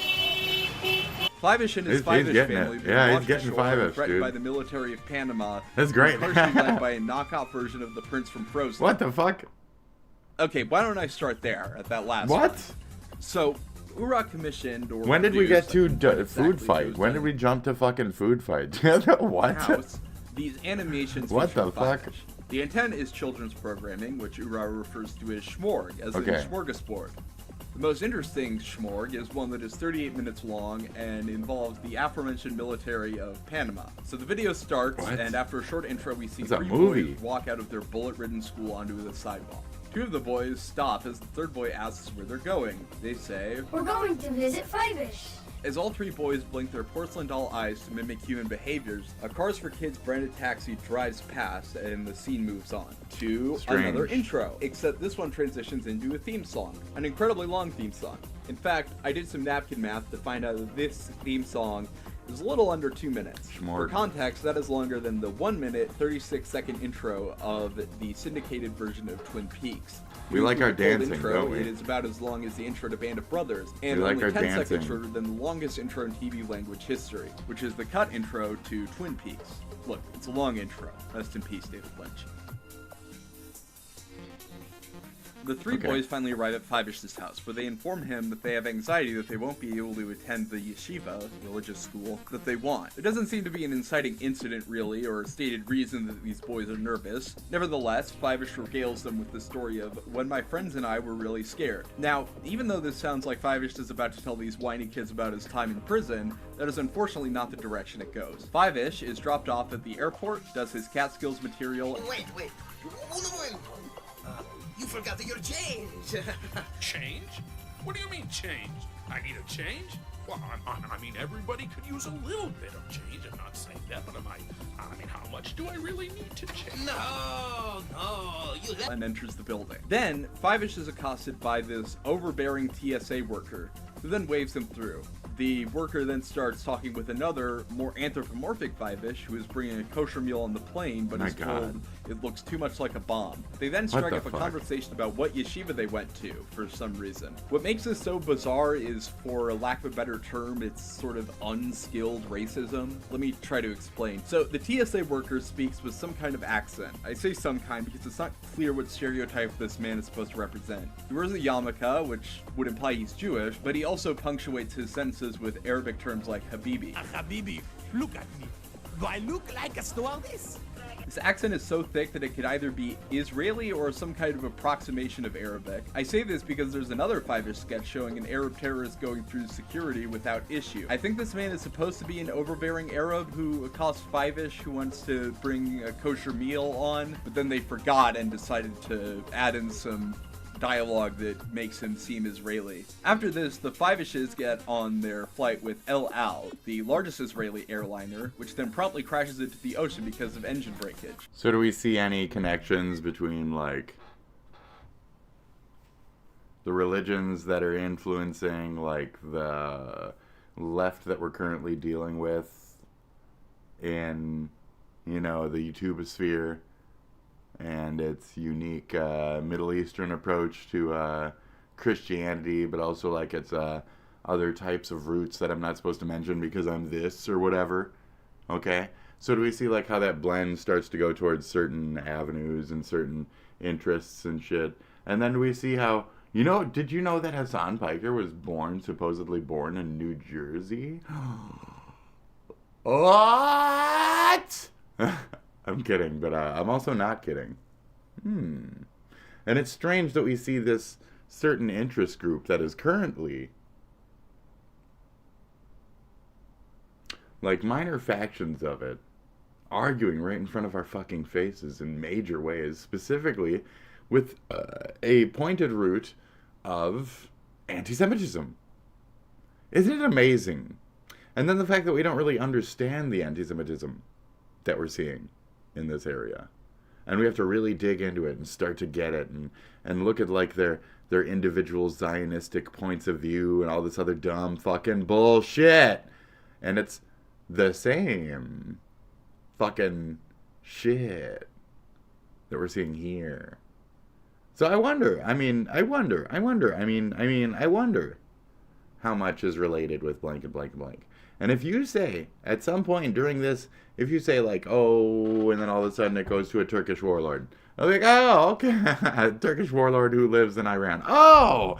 And it's like, you know, how many times do we have to hear the same drum beat in America? Okay, how many times do we have to listen to that shit as it reverberates so fucking loud that we hear that shit? Why? Why are these religions' little arguments so fucking loud even on our soil? Our soil. USA.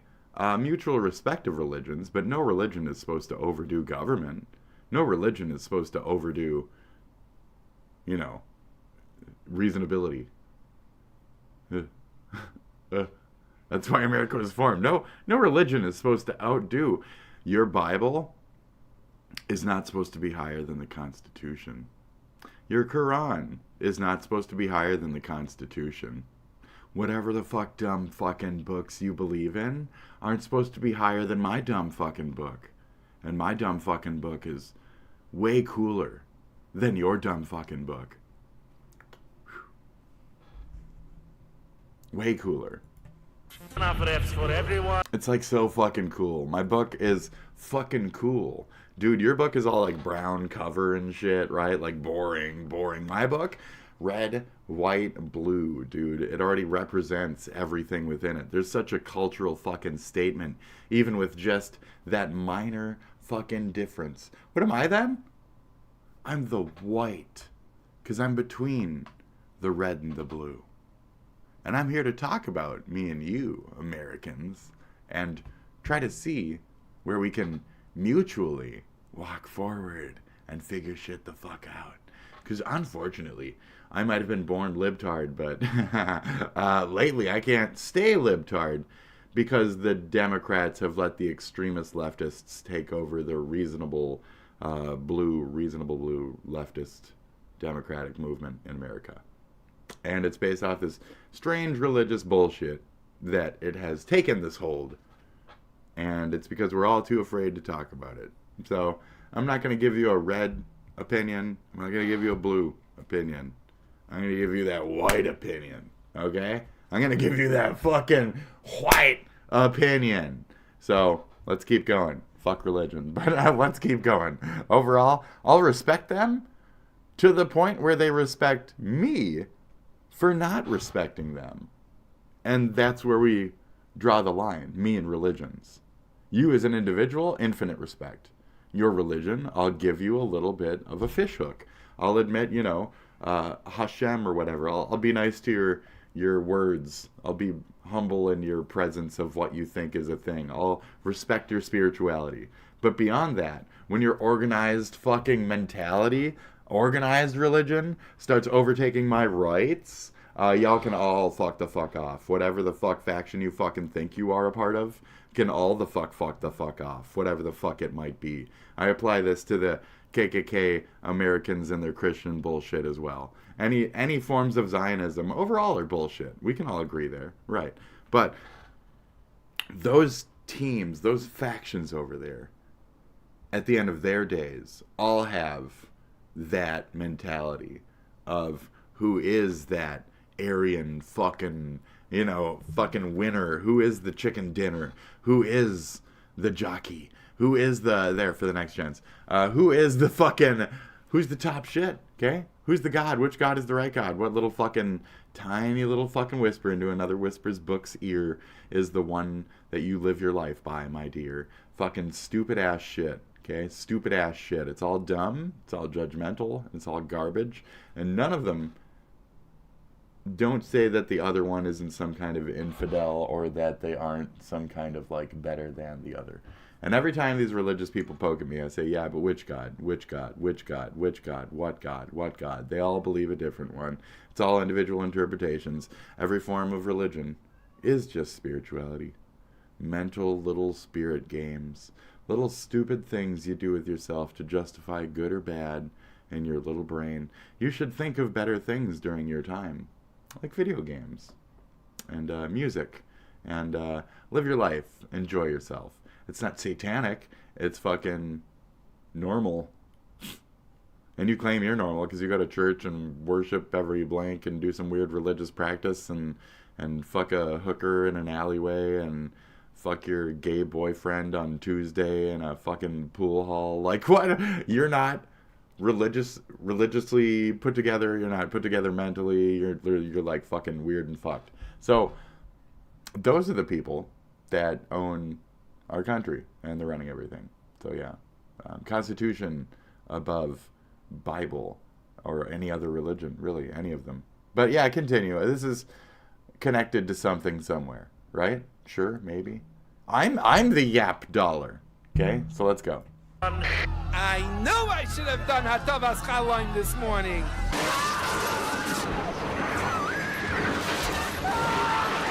Okay. I thought this was funny because they clearly did not consult El Al for this, as most airlines do not like to be shown crashing into the ocean. In fact, this is sort of the main things airlines don't want people to think of when it comes to them. It then cuts to the French-British island colony of Bingsalou, which has the Panamanian flag for some reason. It's never really explained why the colony is both French and British. Maybe it's a Quebec situation. The island is ruled by some sort of 17th century colonial merchant who I'll call the King, and an Xbox 360 version of the prince from Frozen named Franco. The King is being entertained by scuba divers who are hitting a ball that literally just has the default texture on it. No, I'm not kidding, that's just the default texture from Gary's mod. Yes, that was wonderful. Let me see you slam that volleyball into the pool again. Yes. Slam it. Go all the way to the nose. What the fuck? That is disgusting. There's sort of an implication that the King is getting a sexual thrill out of this. Yeah, very strange. It just looks like an early CGI tech demo. I also have to mention that Franco seems to have a tribal tattoo on his jacket for some reason. We never really get to see his back fully, so I can't be entirely certain. But it seems like someone decided to add a sick-ass mid-2000s tribal tat for literally no reason. Anyway, the 5-ish plane crashes into the ocean. In one of my jams. Thematically consistent but horrifically tragic 5 survivors. Yes. There are actually people on the plane, by the way, real humans that... Wait, is that Go Animate? No, I swear to fucking God, they use Go Animate assets on this thing. I don't even know how that's easier, honestly. They didn't animate them. They just loved the Go Animate assets so much that they need them to be there. I just had to mention that, I'm sorry. Anyway, the 5-ishes wash up on the beach, sing a song, and get reprimanded.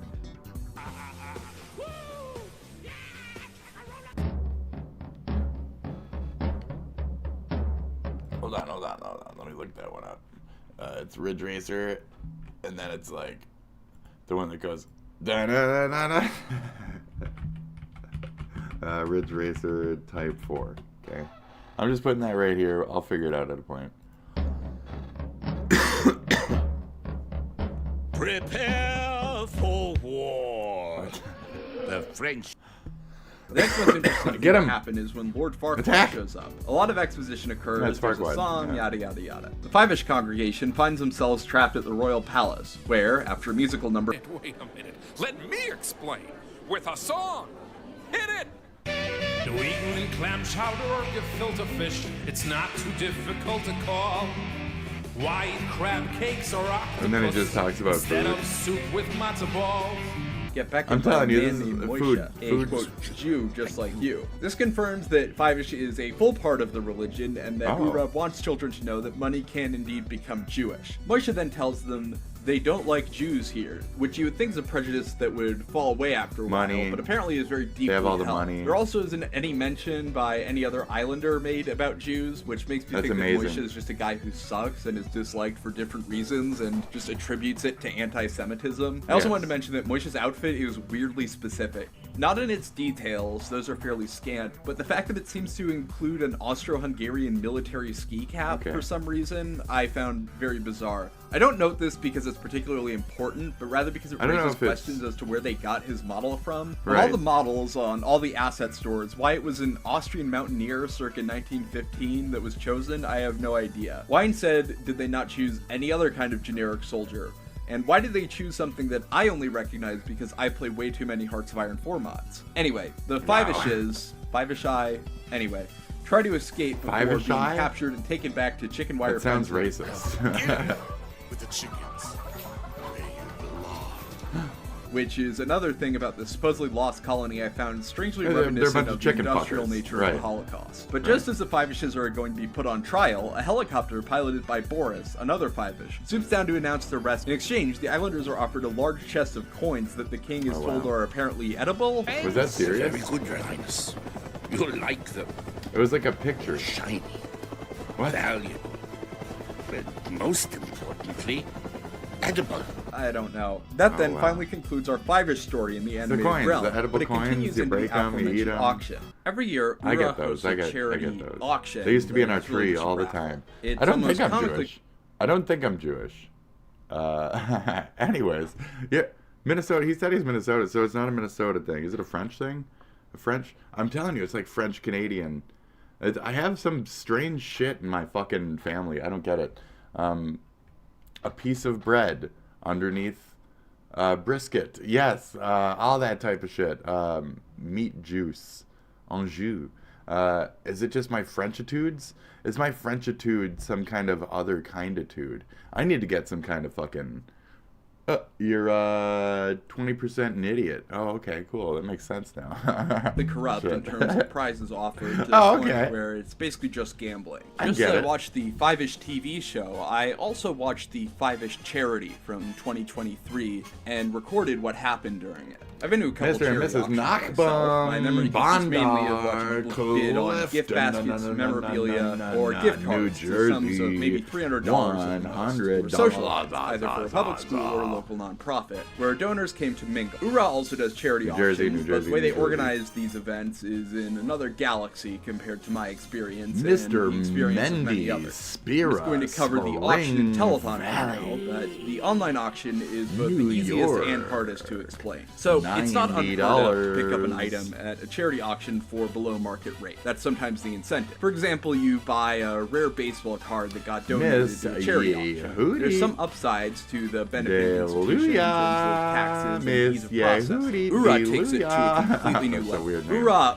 auctions themselves don't work like auctions at all. Like I Okay. said, they're basically a sweepstakes or raffle where donors buy tickets that are then randomly drawn. The other main And what that means is you're taking home a cabinet.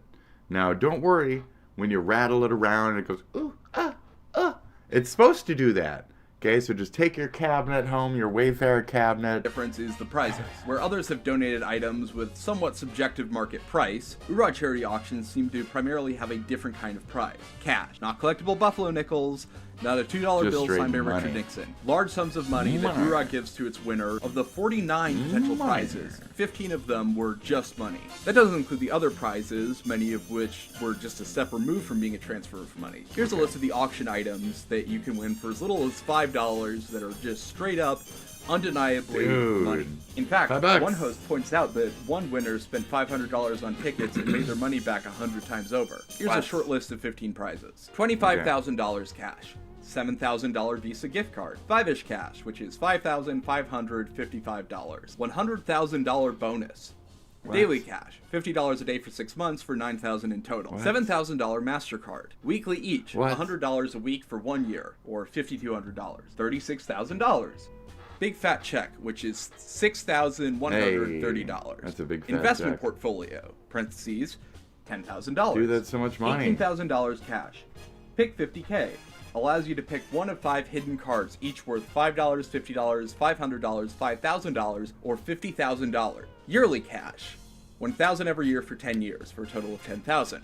Assuming Instant full 50K price, he for goes. $50,000. 10 of the 50 I would prizes assume are lowest some price. form of guarantee and help paying for a specific bill or In terms of, expense like, with they'd a probably listed try and be value. fuck Choice people items over from that. that selection include rent and Not giving mortgage, that top an dollar. Amazon spree, and, quote, living expenses. Amazing. 6 prizes are a trip to Israel, either for a holiday or just covering Gambling. the ticket price of a dozen. Gambling like a 11 motherfucker, by the prizes way. are what I would consider to be desirable for most people, even outside the community URA serves. All These right. include items such as a Toyota Sienna, fine silver, or a vacation anywhere. I also have to mention what is by far the strangest item in the last list on that count, which is $8,500 that goes towards a bunker or safe room on your property. Well, myself, a Gentile, I never felt like having a secured bunker in your backyard is something that would be more appealing And to then the only Jewish people I know. $8,500, I mean, if I like- got offered a bunker for $5, would I turn it down? The answer doesn't have much to do with my ethnicity or religion. I don't know if I It want a really is bunker. just more a question of how cool I think having a bunker would be. The final 7 items are the only one I could find that were related to the local Orthodox community. These include things like a Sefer Torah and a year of $200 every week towards Shabbos. One prize Hey. among these is the so-called Loser's Prize, which is a limited edition sweatshirt which features 5-ish surrounded by "I'm a winner" URA 2023 auction. Another part of the live stream I wanted to Consolation talk about prize. was You an get a sweater. advertisement for another URA organization that shows up halfway through. And by being an URA organization, it is inherently one that is funded by Cars for Kids. Rebbitzins, I think I'm pronouncing that right, is a site that facilitates the traditional Orthodox Jewish shidduch, where young singles are matched with each You other gotta by be members of the shidduch, community. For a religious group that is strictly divided along gender lines and does not evangelize itself, the shidduch is a method for maintaining this tight social cohesion. In essence, the shidduch system is one of the only institutional forms of arranged marriage still in the United States. The shidduch is also a model that is in crisis. Creatively named the shidduch crisis, many in the Orthodox community fear that there is a decline in the number of marriages overall, which is being spearheaded by a drop in shidduch marriages. Looking into this, I don't believe in, and have had arguments from people who believe in arranged marriage, prearranged marriages and shit. I don't. At all. I don't like the dowry. I don't like marrying for dowry. I don't like marrying children under religious guise. I don't like that type of shit.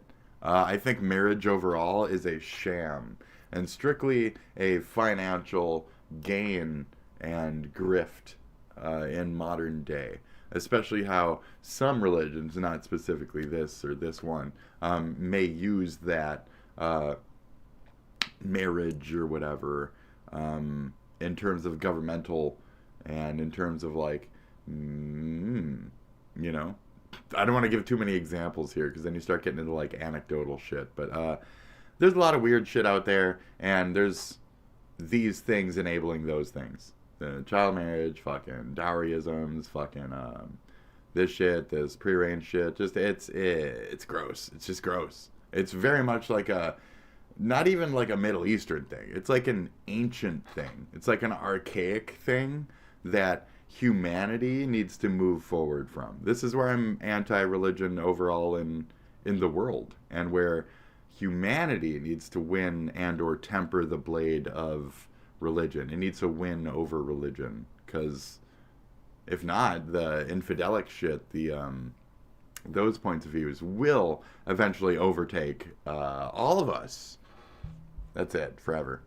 the conclusion that I saw We're gonna reached die by to observers religion. is that One of a them. high dropout One of rate them of out the there. religion, pickiness by parents, and the generally dehumanizing nature of having your partner pick for you as technology tears down more social barriers are contributing to this crisis. Men are Yeah, also yeah. less willing to marry. which combines with the higher male tendency for leaving Orthodox Judaism to make women in the shidduch system much more susceptible to being objectified, both by potential partners and often the woman's own parents, trying to sell her in a buyer's market. Rebbitzin seeks to fix part of that crisis by providing a more streamlined and supportive shidduch process to parents. In the promo played during the telethon, it is made clear that the purpose of Rebbitzins is to reinforce the shidduch system with their services. Despite a red background that brings to mind online dating services and romantic music, kids, right? Rebbitzins is part of a deeply conservative tradition. As I previously mentioned, the shidduch system does not favor women. More than just the demographic issues that make women outnumber men in the community, 4 or 5. Women who are married using the shidduch system are being placed firmly inside a deeply patriarchal community structure. The most standing example of this fact is that Orthodox Jewish women are generally not allowed to seek a divorce. Only their husband can initiate that process. This can result in creative solutions where gangs of Orthodox men are hired on behalf of Orthodox women unsatisfied with their marriages to kidnap and convince the husbands who are refusing this divorce. The practice was the subject of the 3rd episode of The Sopranos. That's amazing. Oh yeah. I see him, but I don't believe him. What's he want, this titleman? It was a divorce for his daughter. You know about this shit? Run. Huh? Trust me. We don't want to do business with these people. He said there's 25 large in it if we can get him this here gang. You know, there's an old saying amongst Jews. When a Jew gets a divorce, even the older sheds tears. Okay.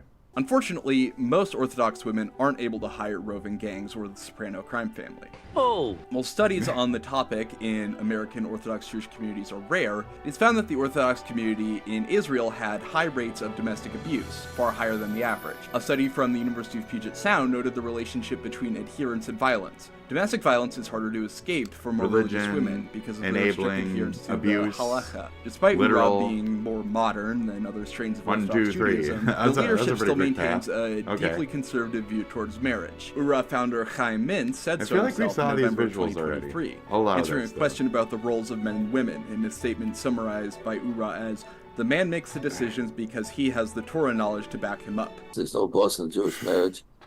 We'll put it as all most of wives like a husband as a leader. Because a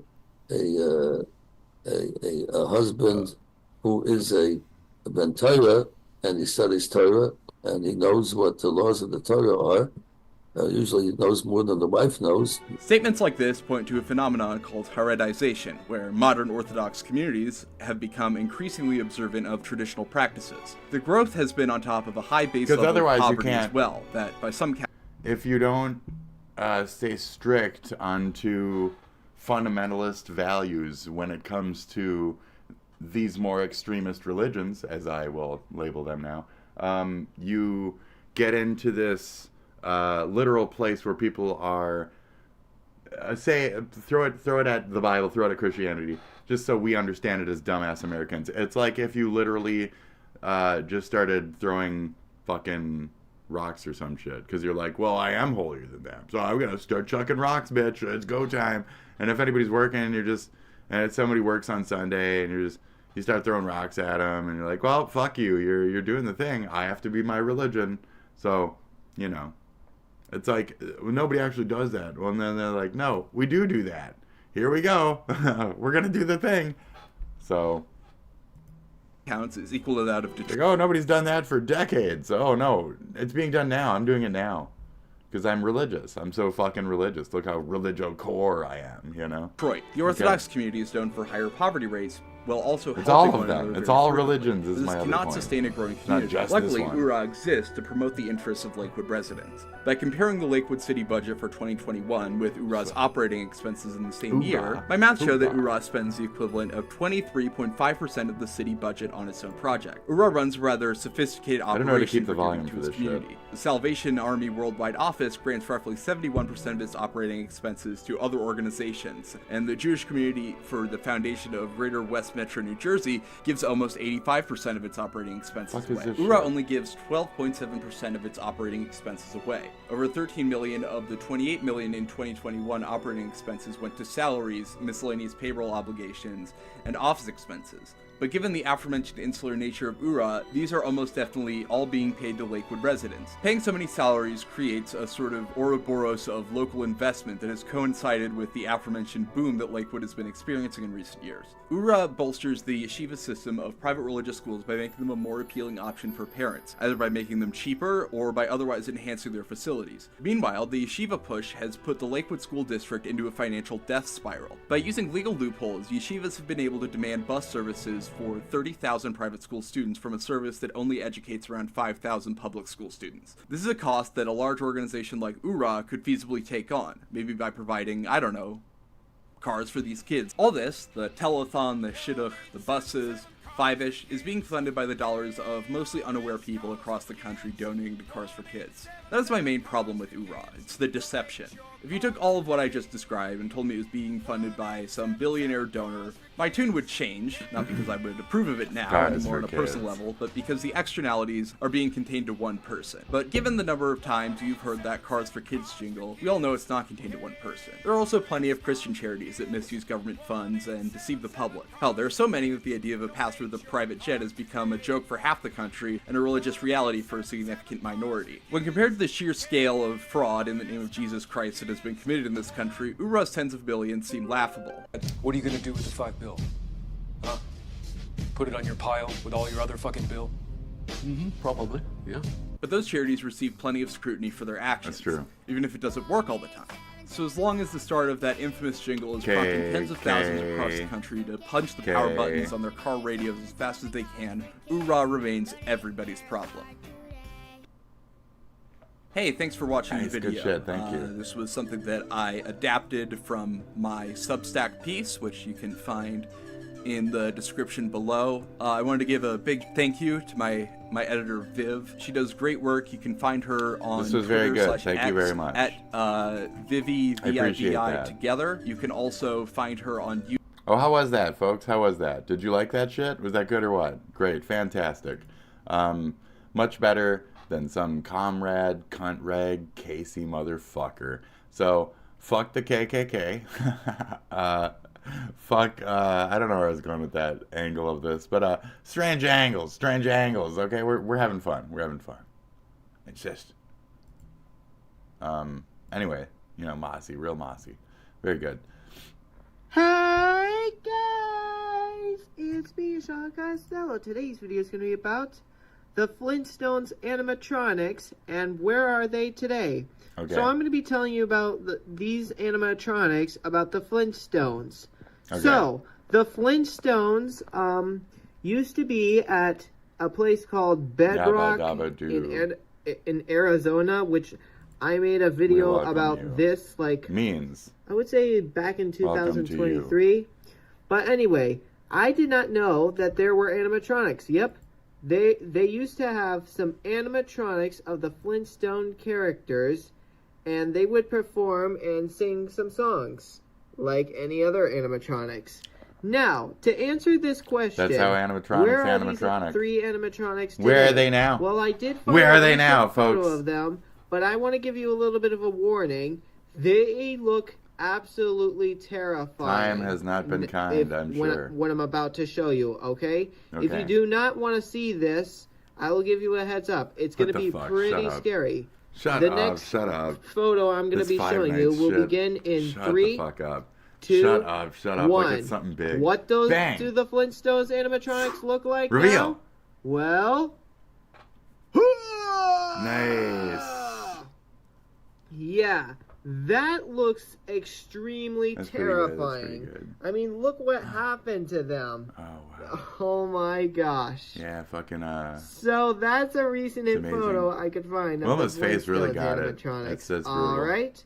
Okay, guys, get ready because in the next video on Friday, we're going to be talking about the Yogi Bear anime. Oh, look at Wilma. Wilma's face is like fucking devastated, dude. There's no eye holes. There's nothing there. She got face ripped. It's nice. Dino.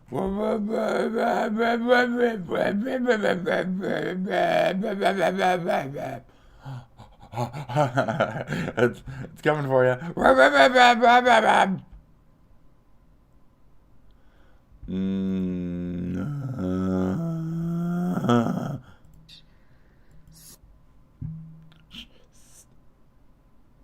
It's amazing. Looks great. With all the shit in the background even, what's... I know it seems like a different... Yeah, it's like a Stoneway. It's got the Stoneway and shit. This seems like a different... You know? Or maybe they moved it and kind of redid the pianos and shit a little bit. They do kind of look like the same animatronics themselves. So, okay. The animatronics themselves are definitely the same. What is this? Oh! This is Pokemon. This is a Pokemon 3D thing that somebody's working on. Isn't that crazy? What? Yeah, it's some Pokemon thing. See that? See the Pokemon? See? Huh? See the Stantler? Do you see the Stantler? Okay. Isn't that amazing? Wow. Wow. 3D Pokemon. Oh my god. 3D Pokemon. Oh my god. 3D Pokemon. Oh my god. 3D Pokemon. Oh wow. Oh my god. You get in there and you swim and then you go find the little item and shit, you know. Very cool though. Chrono Trigger, oh my god, it's Chrono Trigger, just like that too. So you can get a little bit more of an idea for the retro folks of what we were just looking at. Oh my god, is that the Line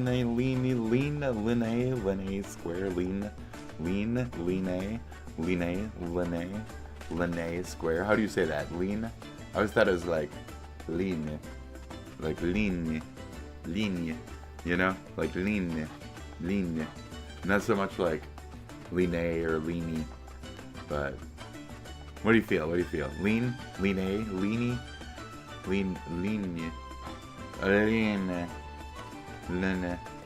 It's more like a nah, right? Just end it. You just fucking bank it off. You just lean. Bumper, motherfucker! Bump that bitch, bumper now, bumper right into her, bump right into her. Anyway. The chug, girl wants her cat. Looks great. Look at all that.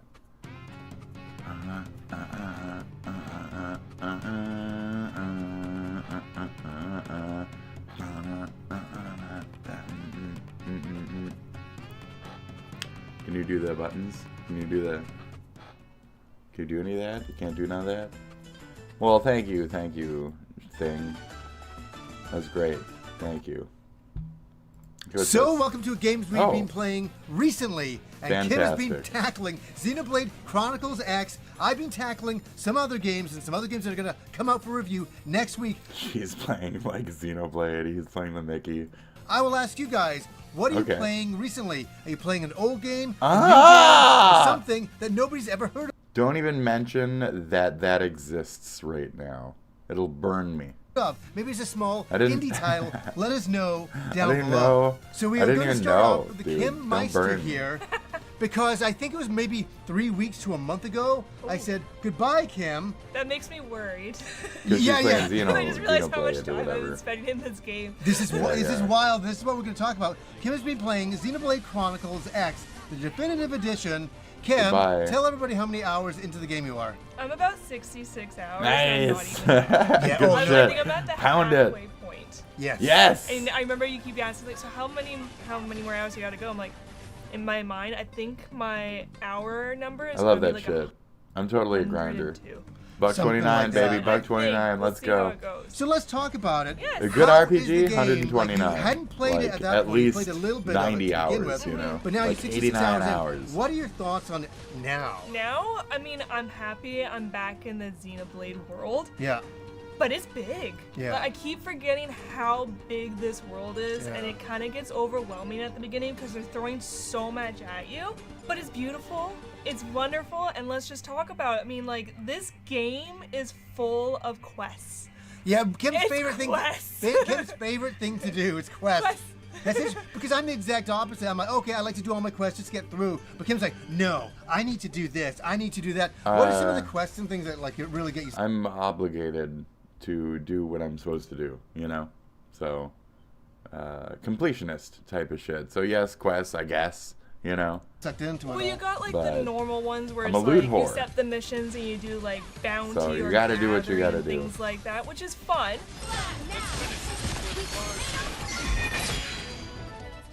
And then you got a little bit harder ones where you can actually collect characters. Right. So it's like specialty missions just for them to collect the characters. And then of course you got the storyline one, which you got to complete in order to proceed. So observant. What gave it away? I knew you were a sharp one. Right. But it's all so much fun. Like when you're collecting those little diamonds everywhere, there's a reason for it. You put it towards your Collectopedia, which gives you like these battle points, and you put them towards your skills, and you put them towards your arts, and you know you can expand your class. There's a reason for them. Don't just walk past them, collect them. Get them. Talk about the gears. No, it's fascinating. Talk about the Xenoblade gears. Chronicles X is really to do with the mech suits. It is. It really is, and I really like that. Where the other Xenoblade Chronicles games weren't to the same extent. Yeah, no, you're actually on one. You're in one, controlling it, and that's kind of like the Xenosaga series. Yes. It's kind of harkening back to that, and Xenogears in a way. So it's really cool to finally get the mech suit. This is something that we wanted to do for a very long time. Yeah. So we're very thrilled. When Kim did the mission, we got it. We're like, I was helping her get around the city. I'm like, oh no, go up here, go do this. And finally we got it, and then walked out with it. It was like, yes.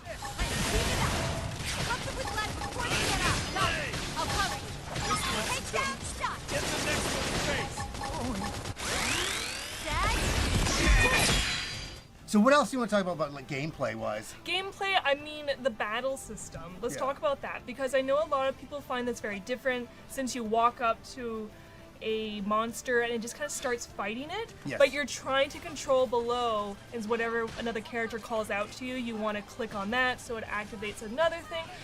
But I gotta admit, when I'm doing the battle, I'm busy looking down to see what they're calling to, and I'm just trying to select whatever one they're trying to do. I'm not really watching the battle. Of course.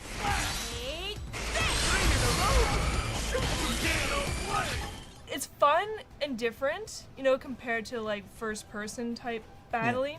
But this is like, I think it's for people who've played the Xenoblade and are used to it, because I've heard some other people talk about it saying, I'm just not used to it. It's a little bit more like, you know, Warcraft or something, right? Walk up to it, hit it, just kind of watch your, 1 through 9. This type of battle hit your cooldowns. But it does start to make sense as you're playing. It's fun. You expand kind of it. You shit. expand your arts and your skills to make it a lot more enjoyable. So there's that. Smashed them up good. Now move in. So aside from battle, there's something really big in here called probes. Like, you want to explore this area to create these probes to collect materials to up your items and things.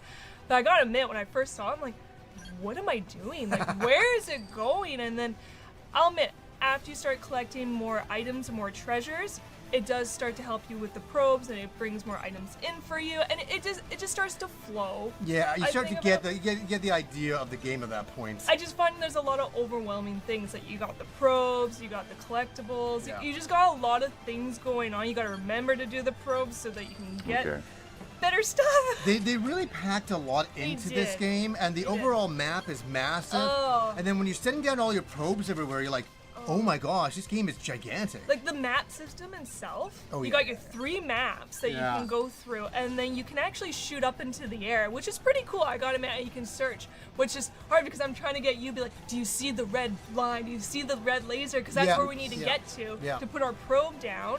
And just the map system in itself is just, there's just so much going on. You don't like the map system? I don't. I never really have in Xenoblade because there's so many layers. So you get to a place and you're like, is it the top layer, the middle layer, or am I in the bottom layer? Yeah, because I remember we were doing a quest. I'm like, I'm supposed to be right here. And then you're like, do you have to go in a cave? I'm like, oh my gosh, where's the cave? So you went down one level. I had to go down one level, and then I was able to do it. So the map system for me has always been hard in Xenoblade, though when you do start to clear it out, it does feel very satisfying. All right. What I love about Xenoblade, this is thorough as fuck. They do good kind work. of music that's a bit weird. Is this the whole thing? Well, yeah, it was. Oh no, that's the second part. Don't even touch it. I gotta walk away. Okay.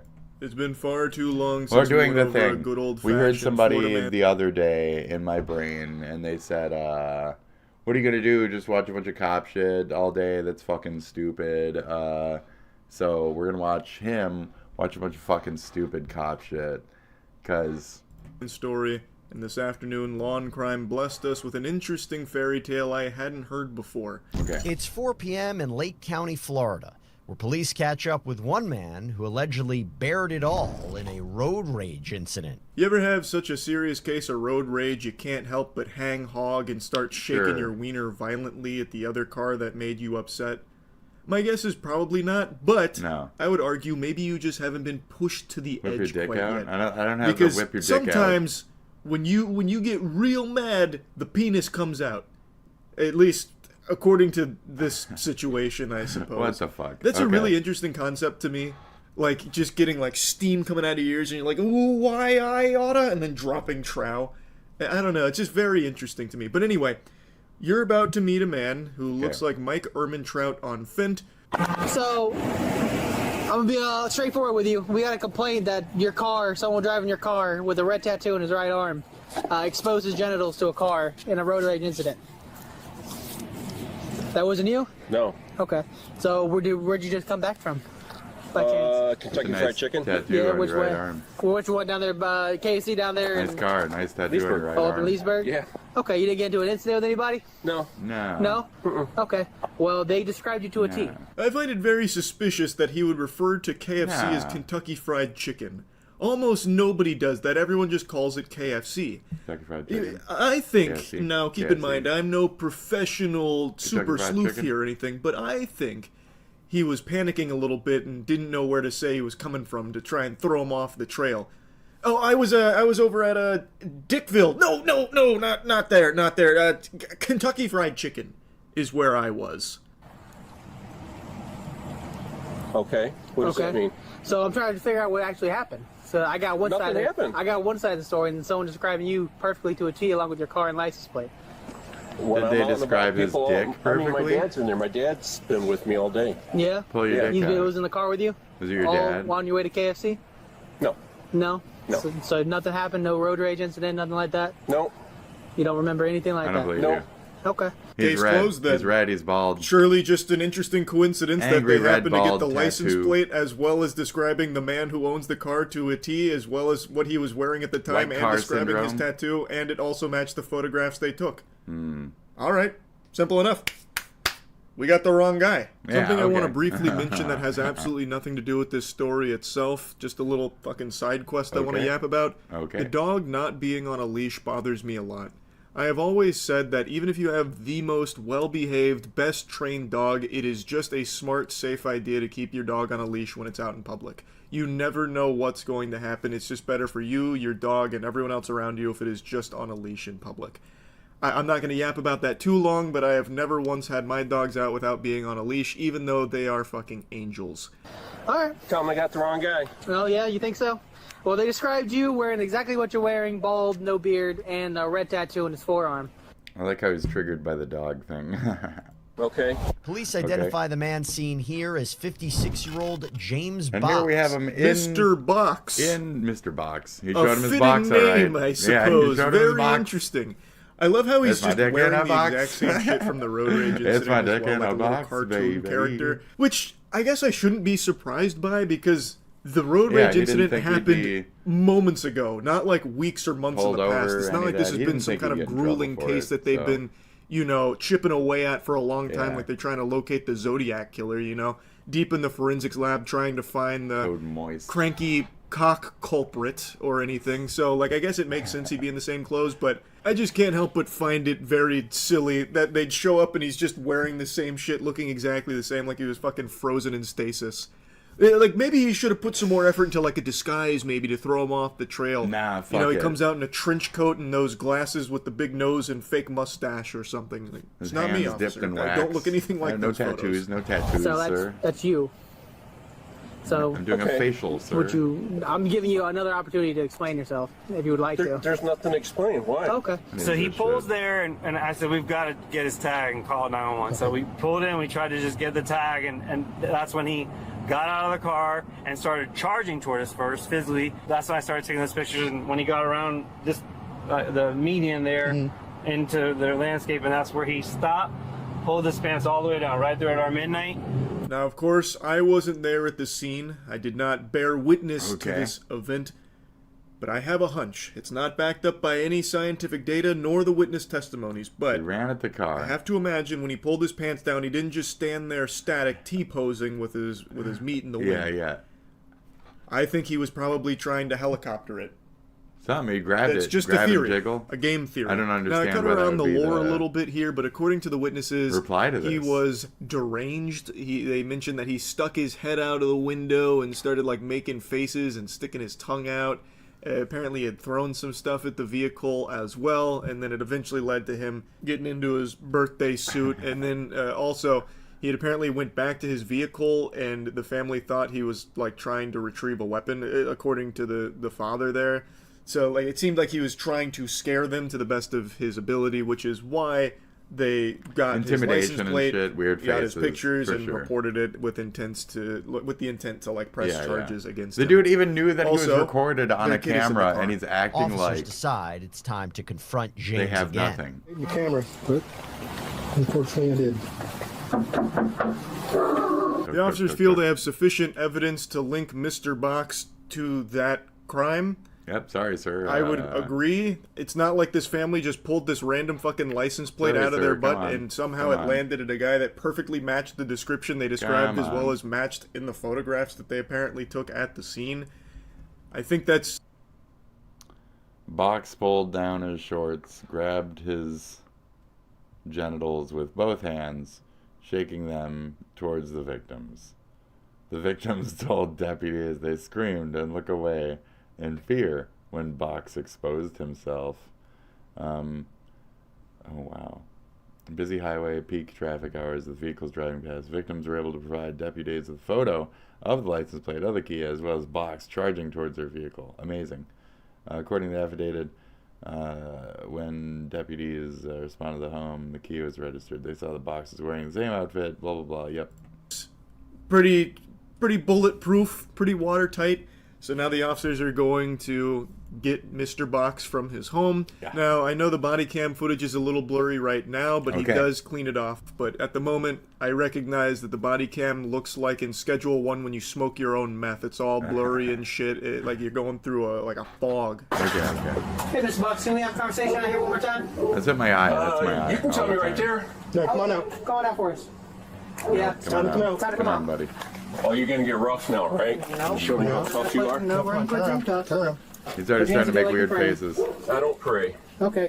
Mr. Box with an red exquisite tattoo move on his here. arm. A It's scholar's even like mate on the American board. flag He type puts of them in a shit. checkmating position when he amazing. says he doesn't pray.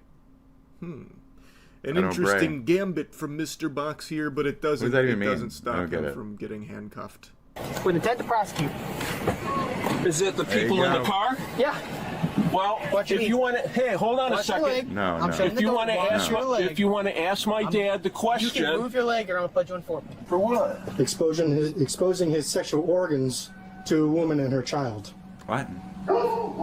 Yes. I don't know anything about that. Well, no, I got a question for you. it happened out on the road. Did you go to KFC with your son? Did I go to where? KFC with your son? No. No. You might remember at the beginning of the story, Mr. Box said said no. that his dad was with him all day, but then when he was asked if his dad was in the car when he went to KFC, he That's said amazing. no. Yeah. Which then makes it completely useless. His dad was not with him all day in that regard, clearly. And then when he's being put in the back of the police cruiser, he says to ask his dad the question, which, again, is worthless because he already said his dad wasn't in the car. But they do still ask the father, were you in the car when your son went to KFC? And he just says, no. But he does say that they were together earlier. Okay. And he didn't see his son bring out the old, 3-inch The old glory or tiger. anything. The old tiger. So, like, The old I don't know 3-inch why glory, Mr. that's a good Box one. really The old thinks tiger. that his father's in a position to be able to, like, try and, like, bring the heat off of him somehow when Yeah. he has already said that his dad wasn't there for when this would have happened. But anyway, They do talk to the father and inform him of what's going on. Okay. I feel really bad for the dad in this case because he seems like he is just really upset about it, which Damn it. makes a lot of sense. My kid would flashed be. Anyway, the though, fucking you hate to bitch. be a car Oh, on the road geez. when Mr. Box is behind the wheel because I he raised might my just kid to snap and be a you might see a flasher. little something more than you bargained for out there in the old, great outdoors. Anyway, yeah, they brought him in on the charges of indecent exposure. That's Okay. really about it. Okay. So, Yeah. It's amazing. That he'd even sit there and like fucking deny it is pretty damn amazing. So it's amazing. It's amazing. It's amazing, it's amazing. Cops find dead body after disturbing 911 call. I do like the colors on that video, but I'm not gonna click it.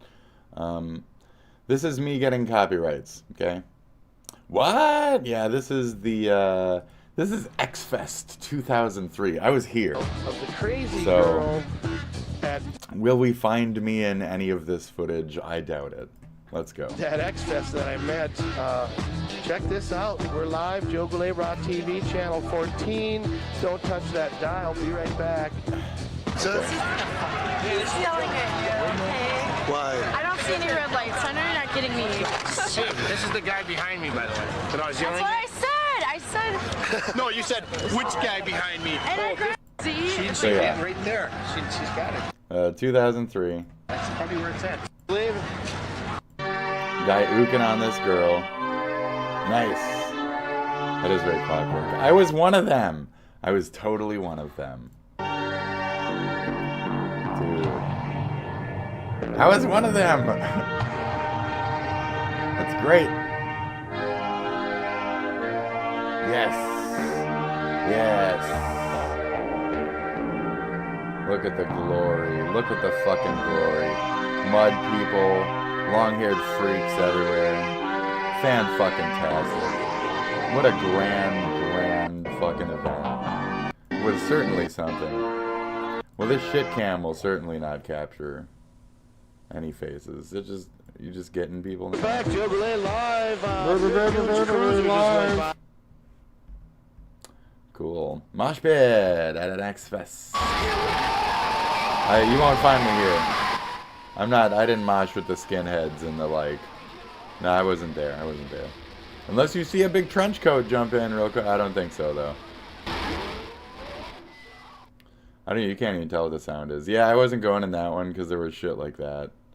People were assholes in this mosh pit.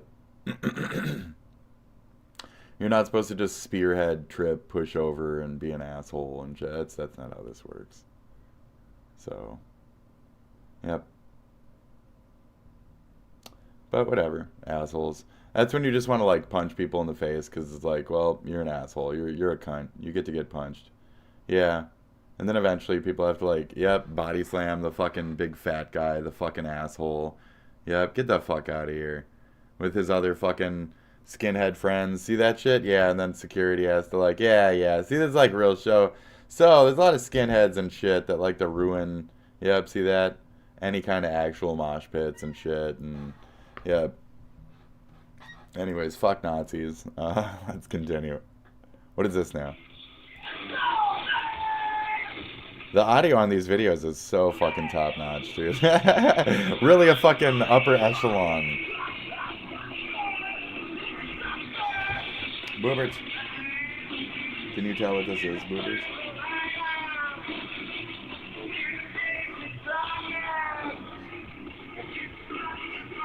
What's up, Boober?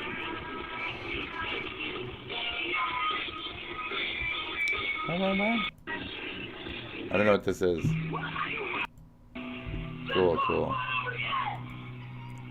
Cool. That's basically about it, though, you know. X-Fest madness. Let's go.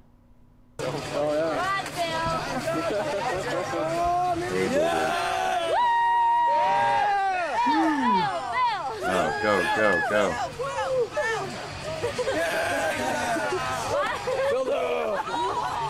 Fildo? Go Fildo! You like this? You guys like me now? No, Fildo. We still don't like you, okay? Fildo the dildo. That's what we call you, Fildo. Okay? That's why we call you Phildo. No, we still don't like you.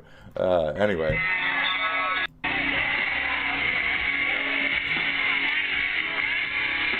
That's it. That's the whole thing. That's the whole thing. Yeah. Good old Wisconsin. Hello, Wisconsin! Does this guy getting his ass kicked? What is this now?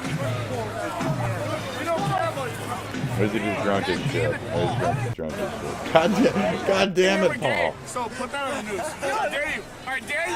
Let's go. Let's go, Baker. Why are you so drunk, Paul? Fuck, man. You always do this. Fuck, man. It's still the morning. Why are you so drunk, Paul? Paul, man.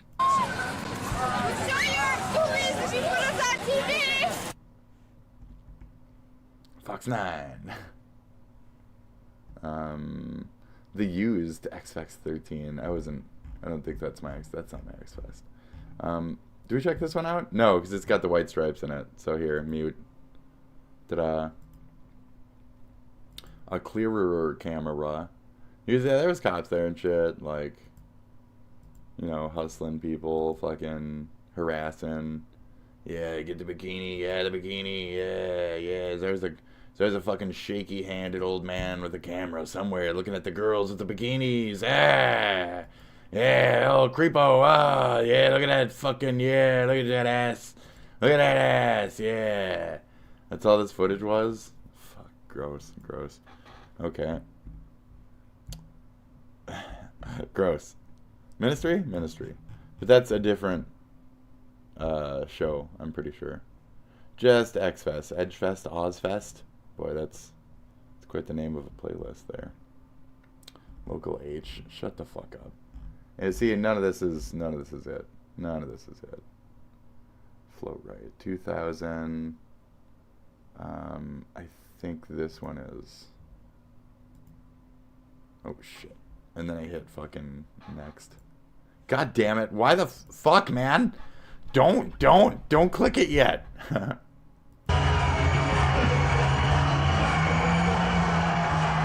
Is this my show?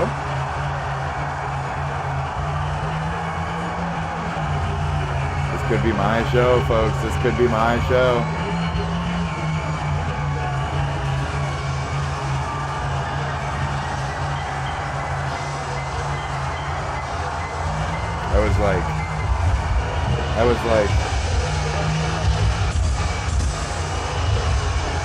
I was like back there somewhere. Yes, I was back there somewhere.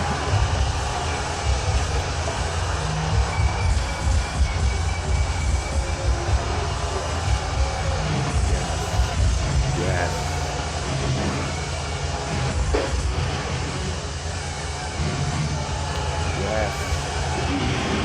Was it 2000 or 2003? I'm not even sure anymore. I think I was back there somewhere. Was I back there somewhere? Or was I not back there somewhere? Hold on. Not local H. Hold on. Slipknot. Okay. Is it the 2003? Is it 2003 Slipknot? I think, is that when it happened? 2000.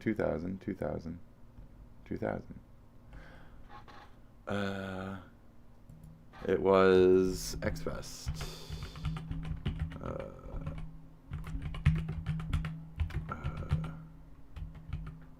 Yeah, and like everybody was there, dude. Everybody was there. Oh my god, everybody was there. All the bands were there. X-Fest. All the bands were there. No, see, I think it was like 3. No, it's not 3. No, none of that was there. Am I 2000? Am I literally fucking 2000, bro? Papa Roach. Cottonmouth Kings, Kitty, Disturbed. Yeah, that's mine. POD. That's mine. 2000. Dude, fuck yeah. Shit. Yeah, because there wasn't no Kids Rock, no Uncle Cracker, no Breaking Benjamin. Was there a Static X, though? Did I get a Static X? I don't think so. Because Kitty was there. But Kitty wasn't there. But Kitty was there. Kitty was there. That's it. And it's only that year. So that was the one. Okay. So that's bands I've seen. In other words, STP, Papa Roach, POD, Disturbed, Kitty, blah, blah, blah. Okay, so that's 2000. All right. That's a mix. Because that's like main stage and side stage acts at that point. Because Papa Roach and Kitty and Wheatus and shit, Fuel, that's Vallejo. I think those were all side stage.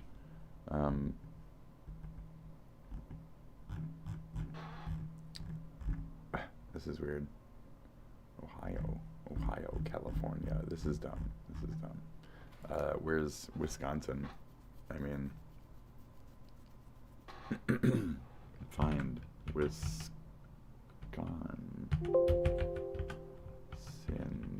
Yeah, what? I don't know. That's weird. On the top left here, it says locations or whatever. Okay. Yeah, Floater Park. Okay, so it was 2000. So that is the one. Okay, so I'm somewhere in the audience, all right? That's it, I'm somewhere in the audience. Great. None of that is me. The whole thing I think is shit. The whole thing I think is shit. The whole thing I think is shit. The whole thing I think is shit. None of that was me. None of that was me. Yes. None of that was me.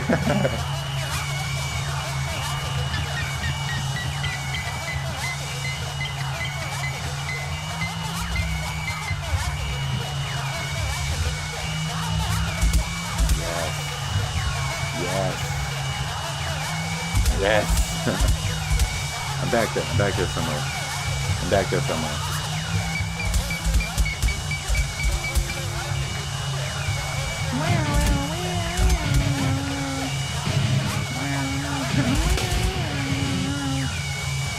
Yes.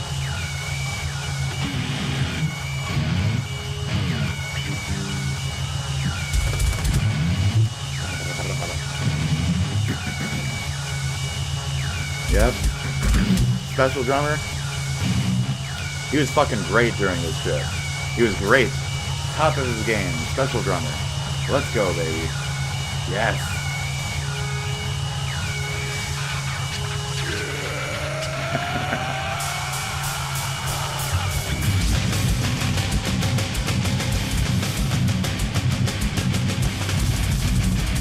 Yes.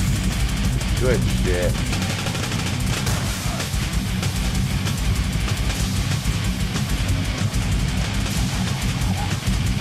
Yes.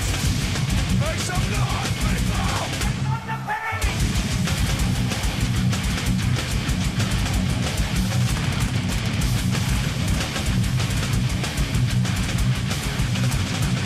I want to see your hands in the air!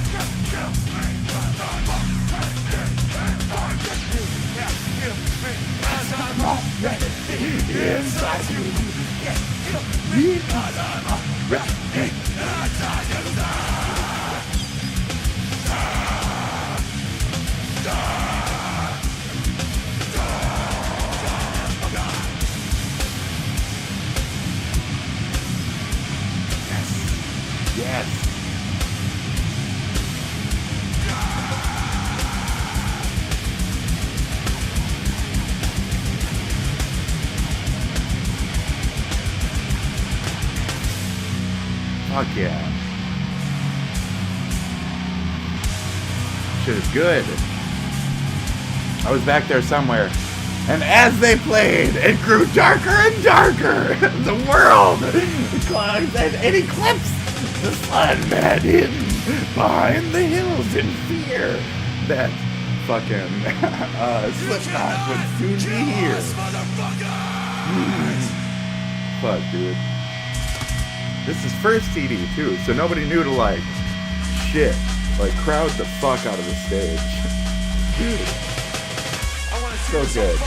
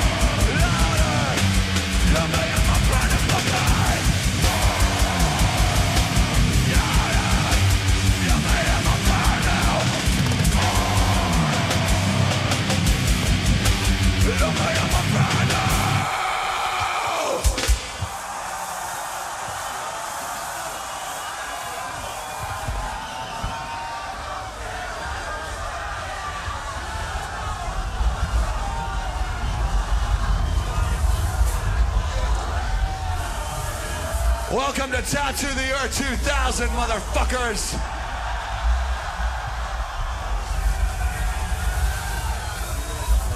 And I gotta say, it feels good to be back here in Somerset, fucking Wisconsin.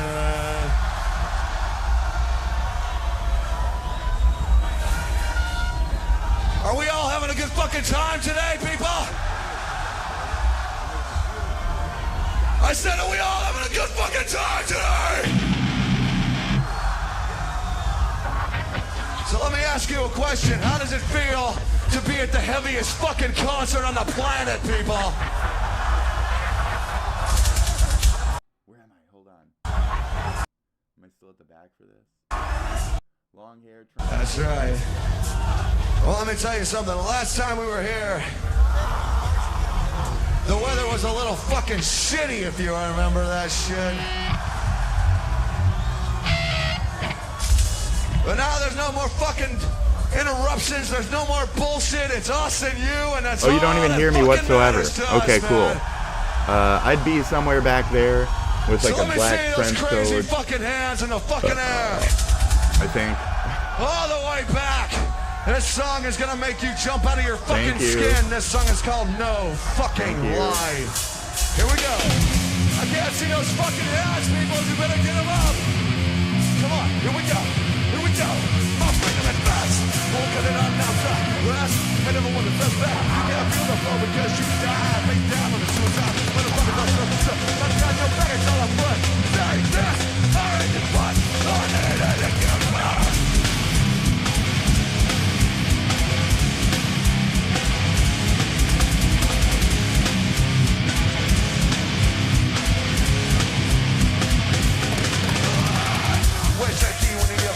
Shit to the pedal on the best bet. Give me a check out. Good idea, but never will get me. All like this on itself. Not the fuck on up. Get it now. I don't fly. Get it now. I don't fly. Now. I don't fly. Get it now. I don't fly.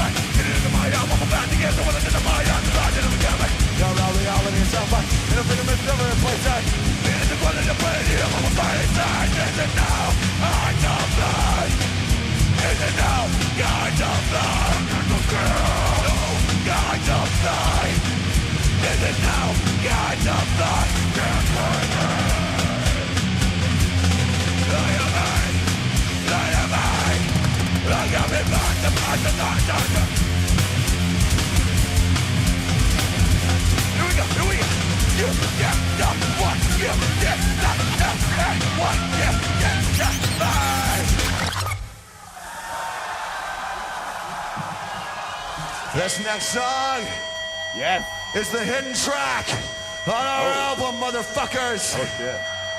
Do I know it? Do I know it? Do I know this song is called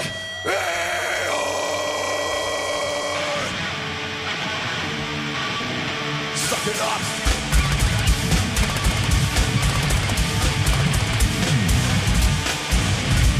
Are you motherfuckers ready?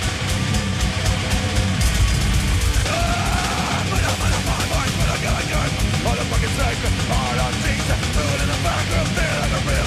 It's a fucking way, man. I'm on your nuts. Put your hands in the air, motherfucker. I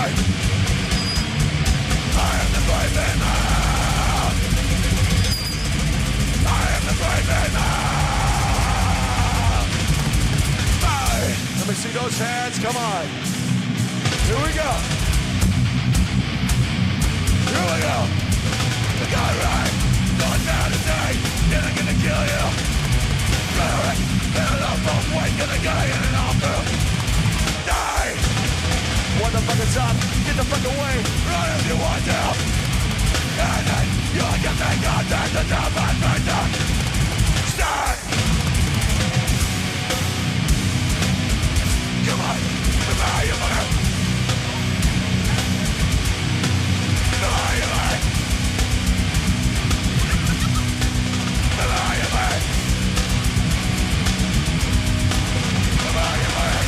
I can't fucking hear you people! I am my bitch, I don't give a damn, man. I don't really care, man.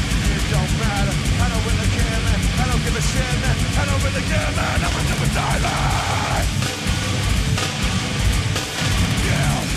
Use me, shit, I am the great thing.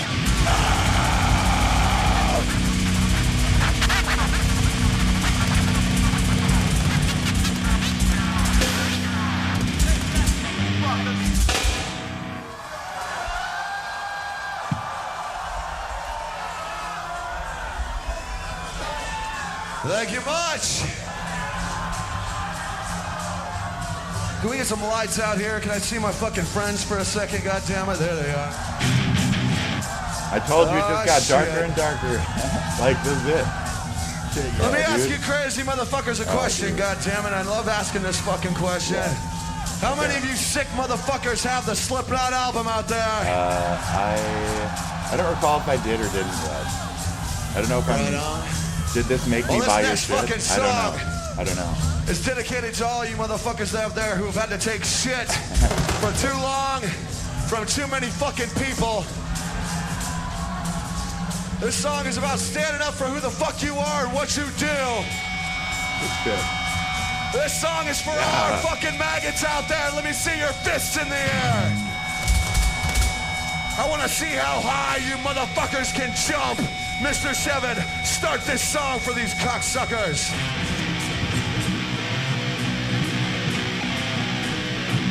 Liberate. Oh, shit. That's right. Let me see those fists in the air. Here we go, come on. That's right. That's right, come on. Jump, jump. Jump, jump. Come on, come on. Come on. Come on. I want to see you jump. I want to see you jump. I want to see you jump. I want to see you jump. I want to see you jump. Here we go, here we go, here we go, here we go.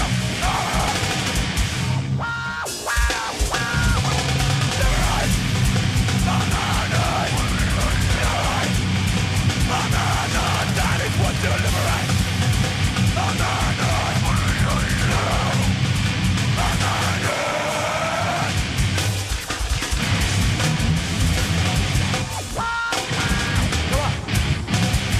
Myself, but a while up, when you hear my gun, you keep the dog at bay.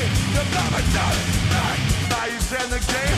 Now fuck up, now on your left. I am one, I am one. I'm a answer. I'm not a shit, I'm not a shit.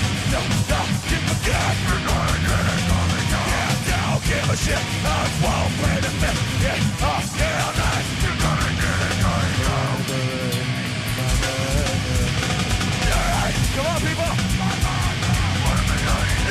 Come on! I just want to liberate! Come on! Come on, one more! I am not ashamed, but if I don't, it annoys you make me shoot that freaking thing. You have right away, even in my face. That bullshit, not by the dude. I can see from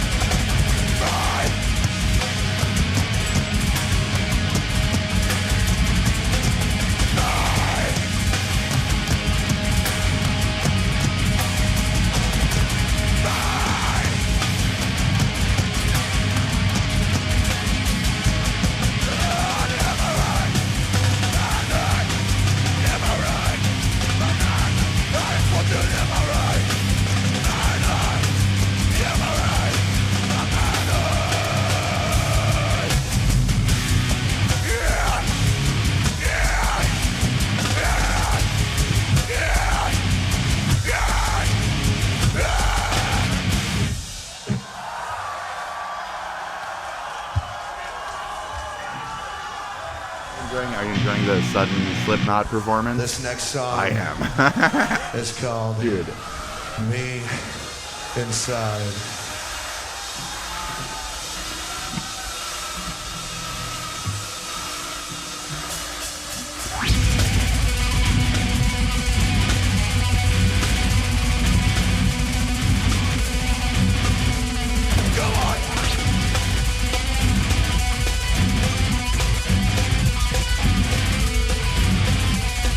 By the end of this, we were like throwing shit on stage and shit. So I wasn't, but the crowd was. It's just fucking crazy.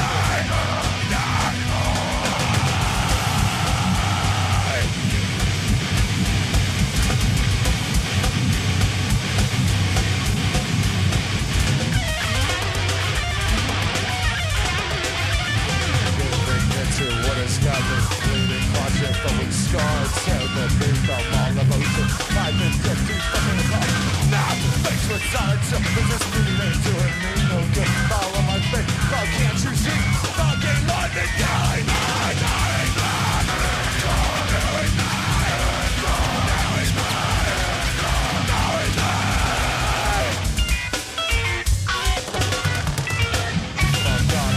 Target, leaving you criticize. Empty shell and running naked. All alone, no matter my back and forth between my hands. Living in the rebellion. What do you got? What do you need? Never been about to you, baby. Never did I want to go. I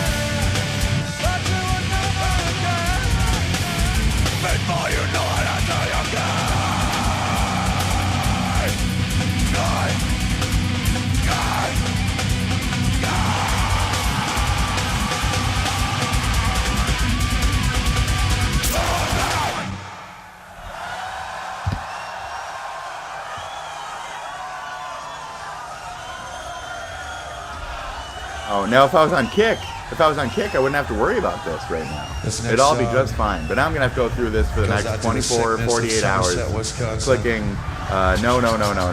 Okay, is this what you guys want? Is this what you want out of me? Spurging? Random spurging and sporging? Great.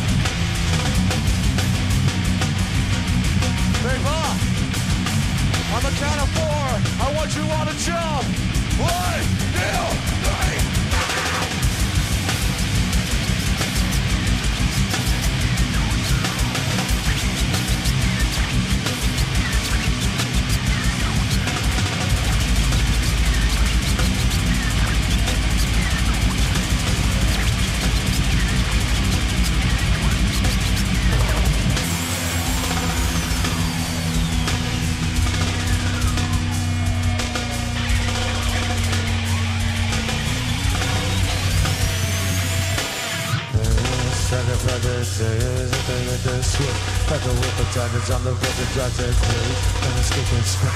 I deny your fate. Fucking in my eyes, I think I'm so dire. Living in a hole myself. Living in a hole for shelter. Someone find me food. All I see you say. I can only breathe in on there. I know my mind, I'm a married. I can't get up. I know my mind, I'm a married. Running from the records up to such all around me, weak. I am not a tough, but I'm the one you're talking. I am in a very bad. I have never felt so fine. Someone find me, please. Losing all return. I don't think I'm going on fine now. I know my mind, I'm a very I got it. I know my mind, I'm a very I got it. Get along there, that you'll never see. Something inside me. Get along there, that you'll never see. Something inside me. Get along there, that you'll never see. Something inside me. Get along there, but you'll never see. Something in you I can't find.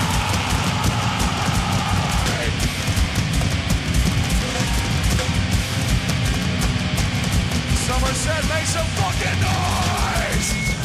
On a count of 4, we're all gonna fucking jump. Hey, you, hey.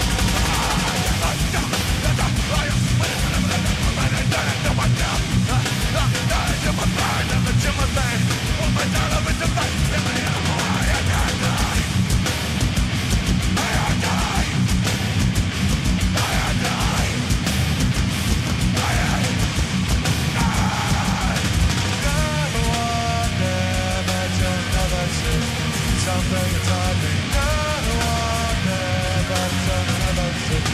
Something inside me. Got one there, but you'll never see.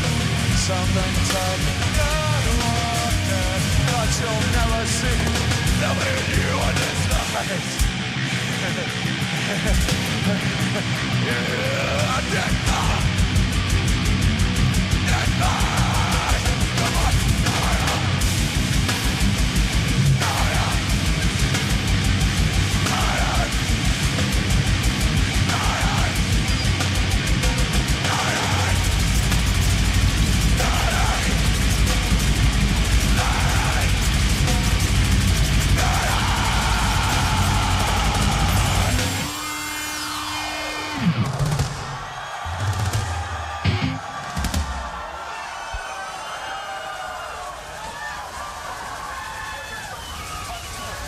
Spurging the night away, folks. We're spurging tonight. We're having a spurg session. We're having a mid-evening spurging. To the best people. Spurginomathon is what this is. Shout out to Spurgy, my favorite artist. Spurgy Spurg.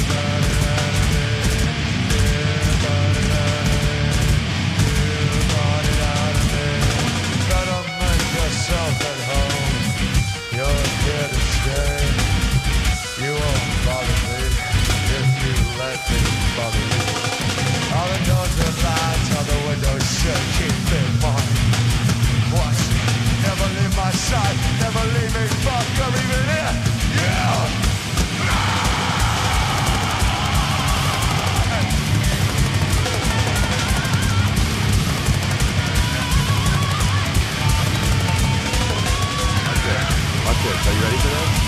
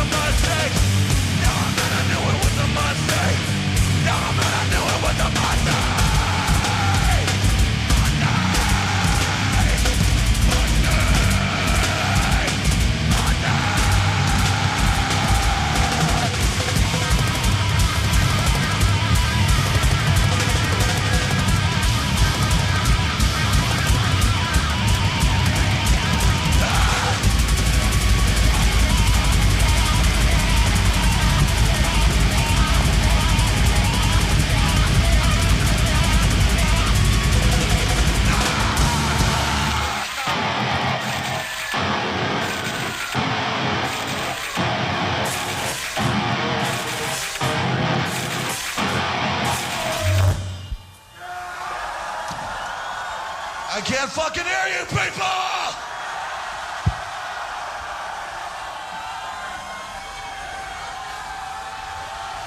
Tell you what, let me hear some fucking noise for all the bands that have kicked your fucking ass today. All our friends and fucking family that we brought out on fucking tour with us, make some noise!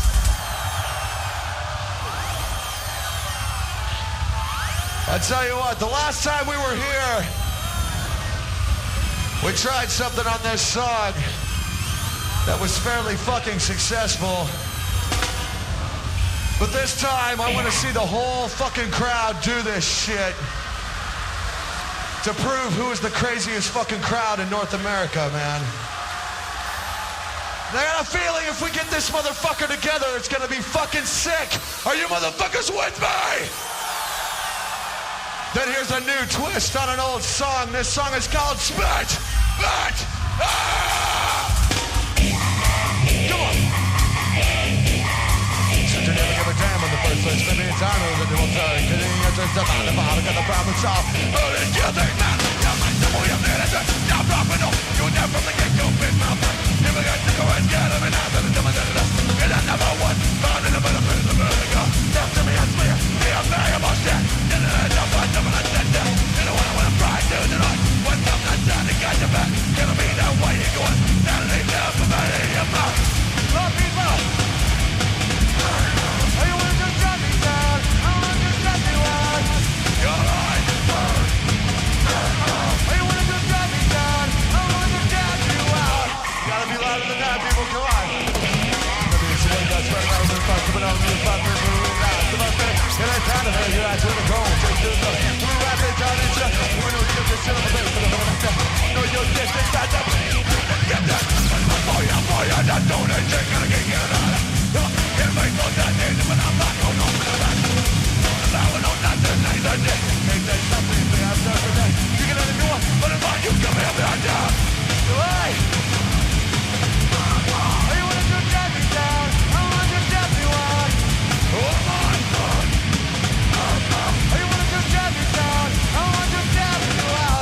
some fucking noise for me, people. Come on, man.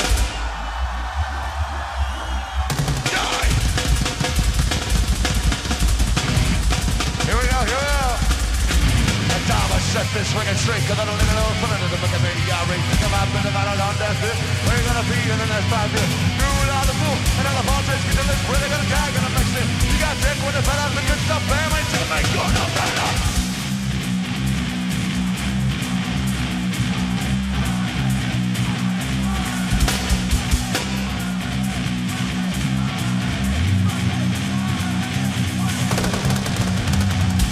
Not fucking bad, Somerset, not fucking bad. Oh shit, let me see the fucking hands of all my friends out there today. Let me tell you something. When we were here on Ozfest, I did this shit.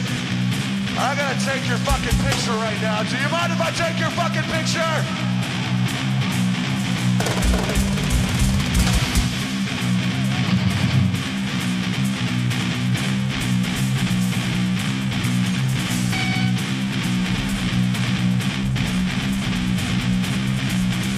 All right, here's the deal. Take!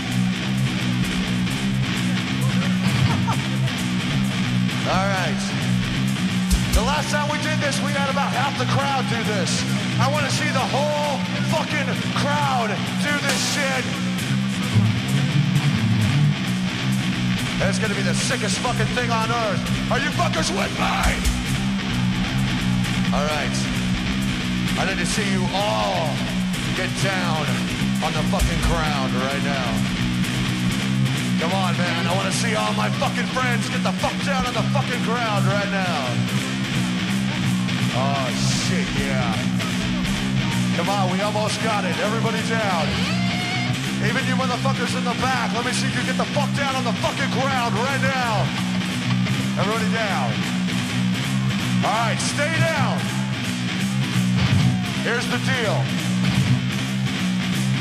When I say jump the fuck up, Somerset, I want to see you fucking explode.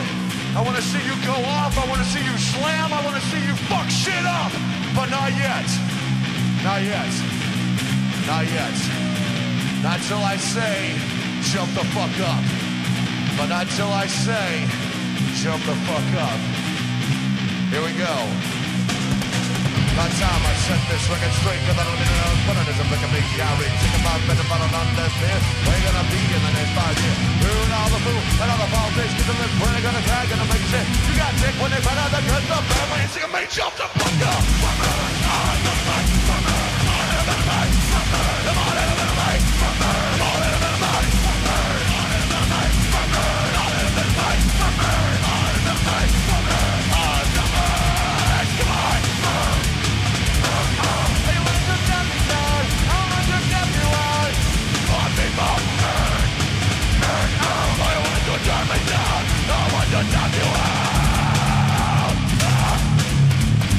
Come on, let me hear it. Die! Come on! Die! Die! Die! And out! You are fucking out of fucking hand, people!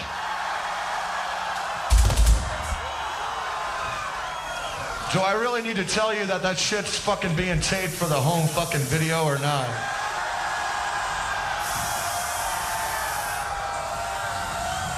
I'll tell you what, since I got all you motherfuckers here together, I want you to help me fucking sing a song. You want to help me sing a fucking song?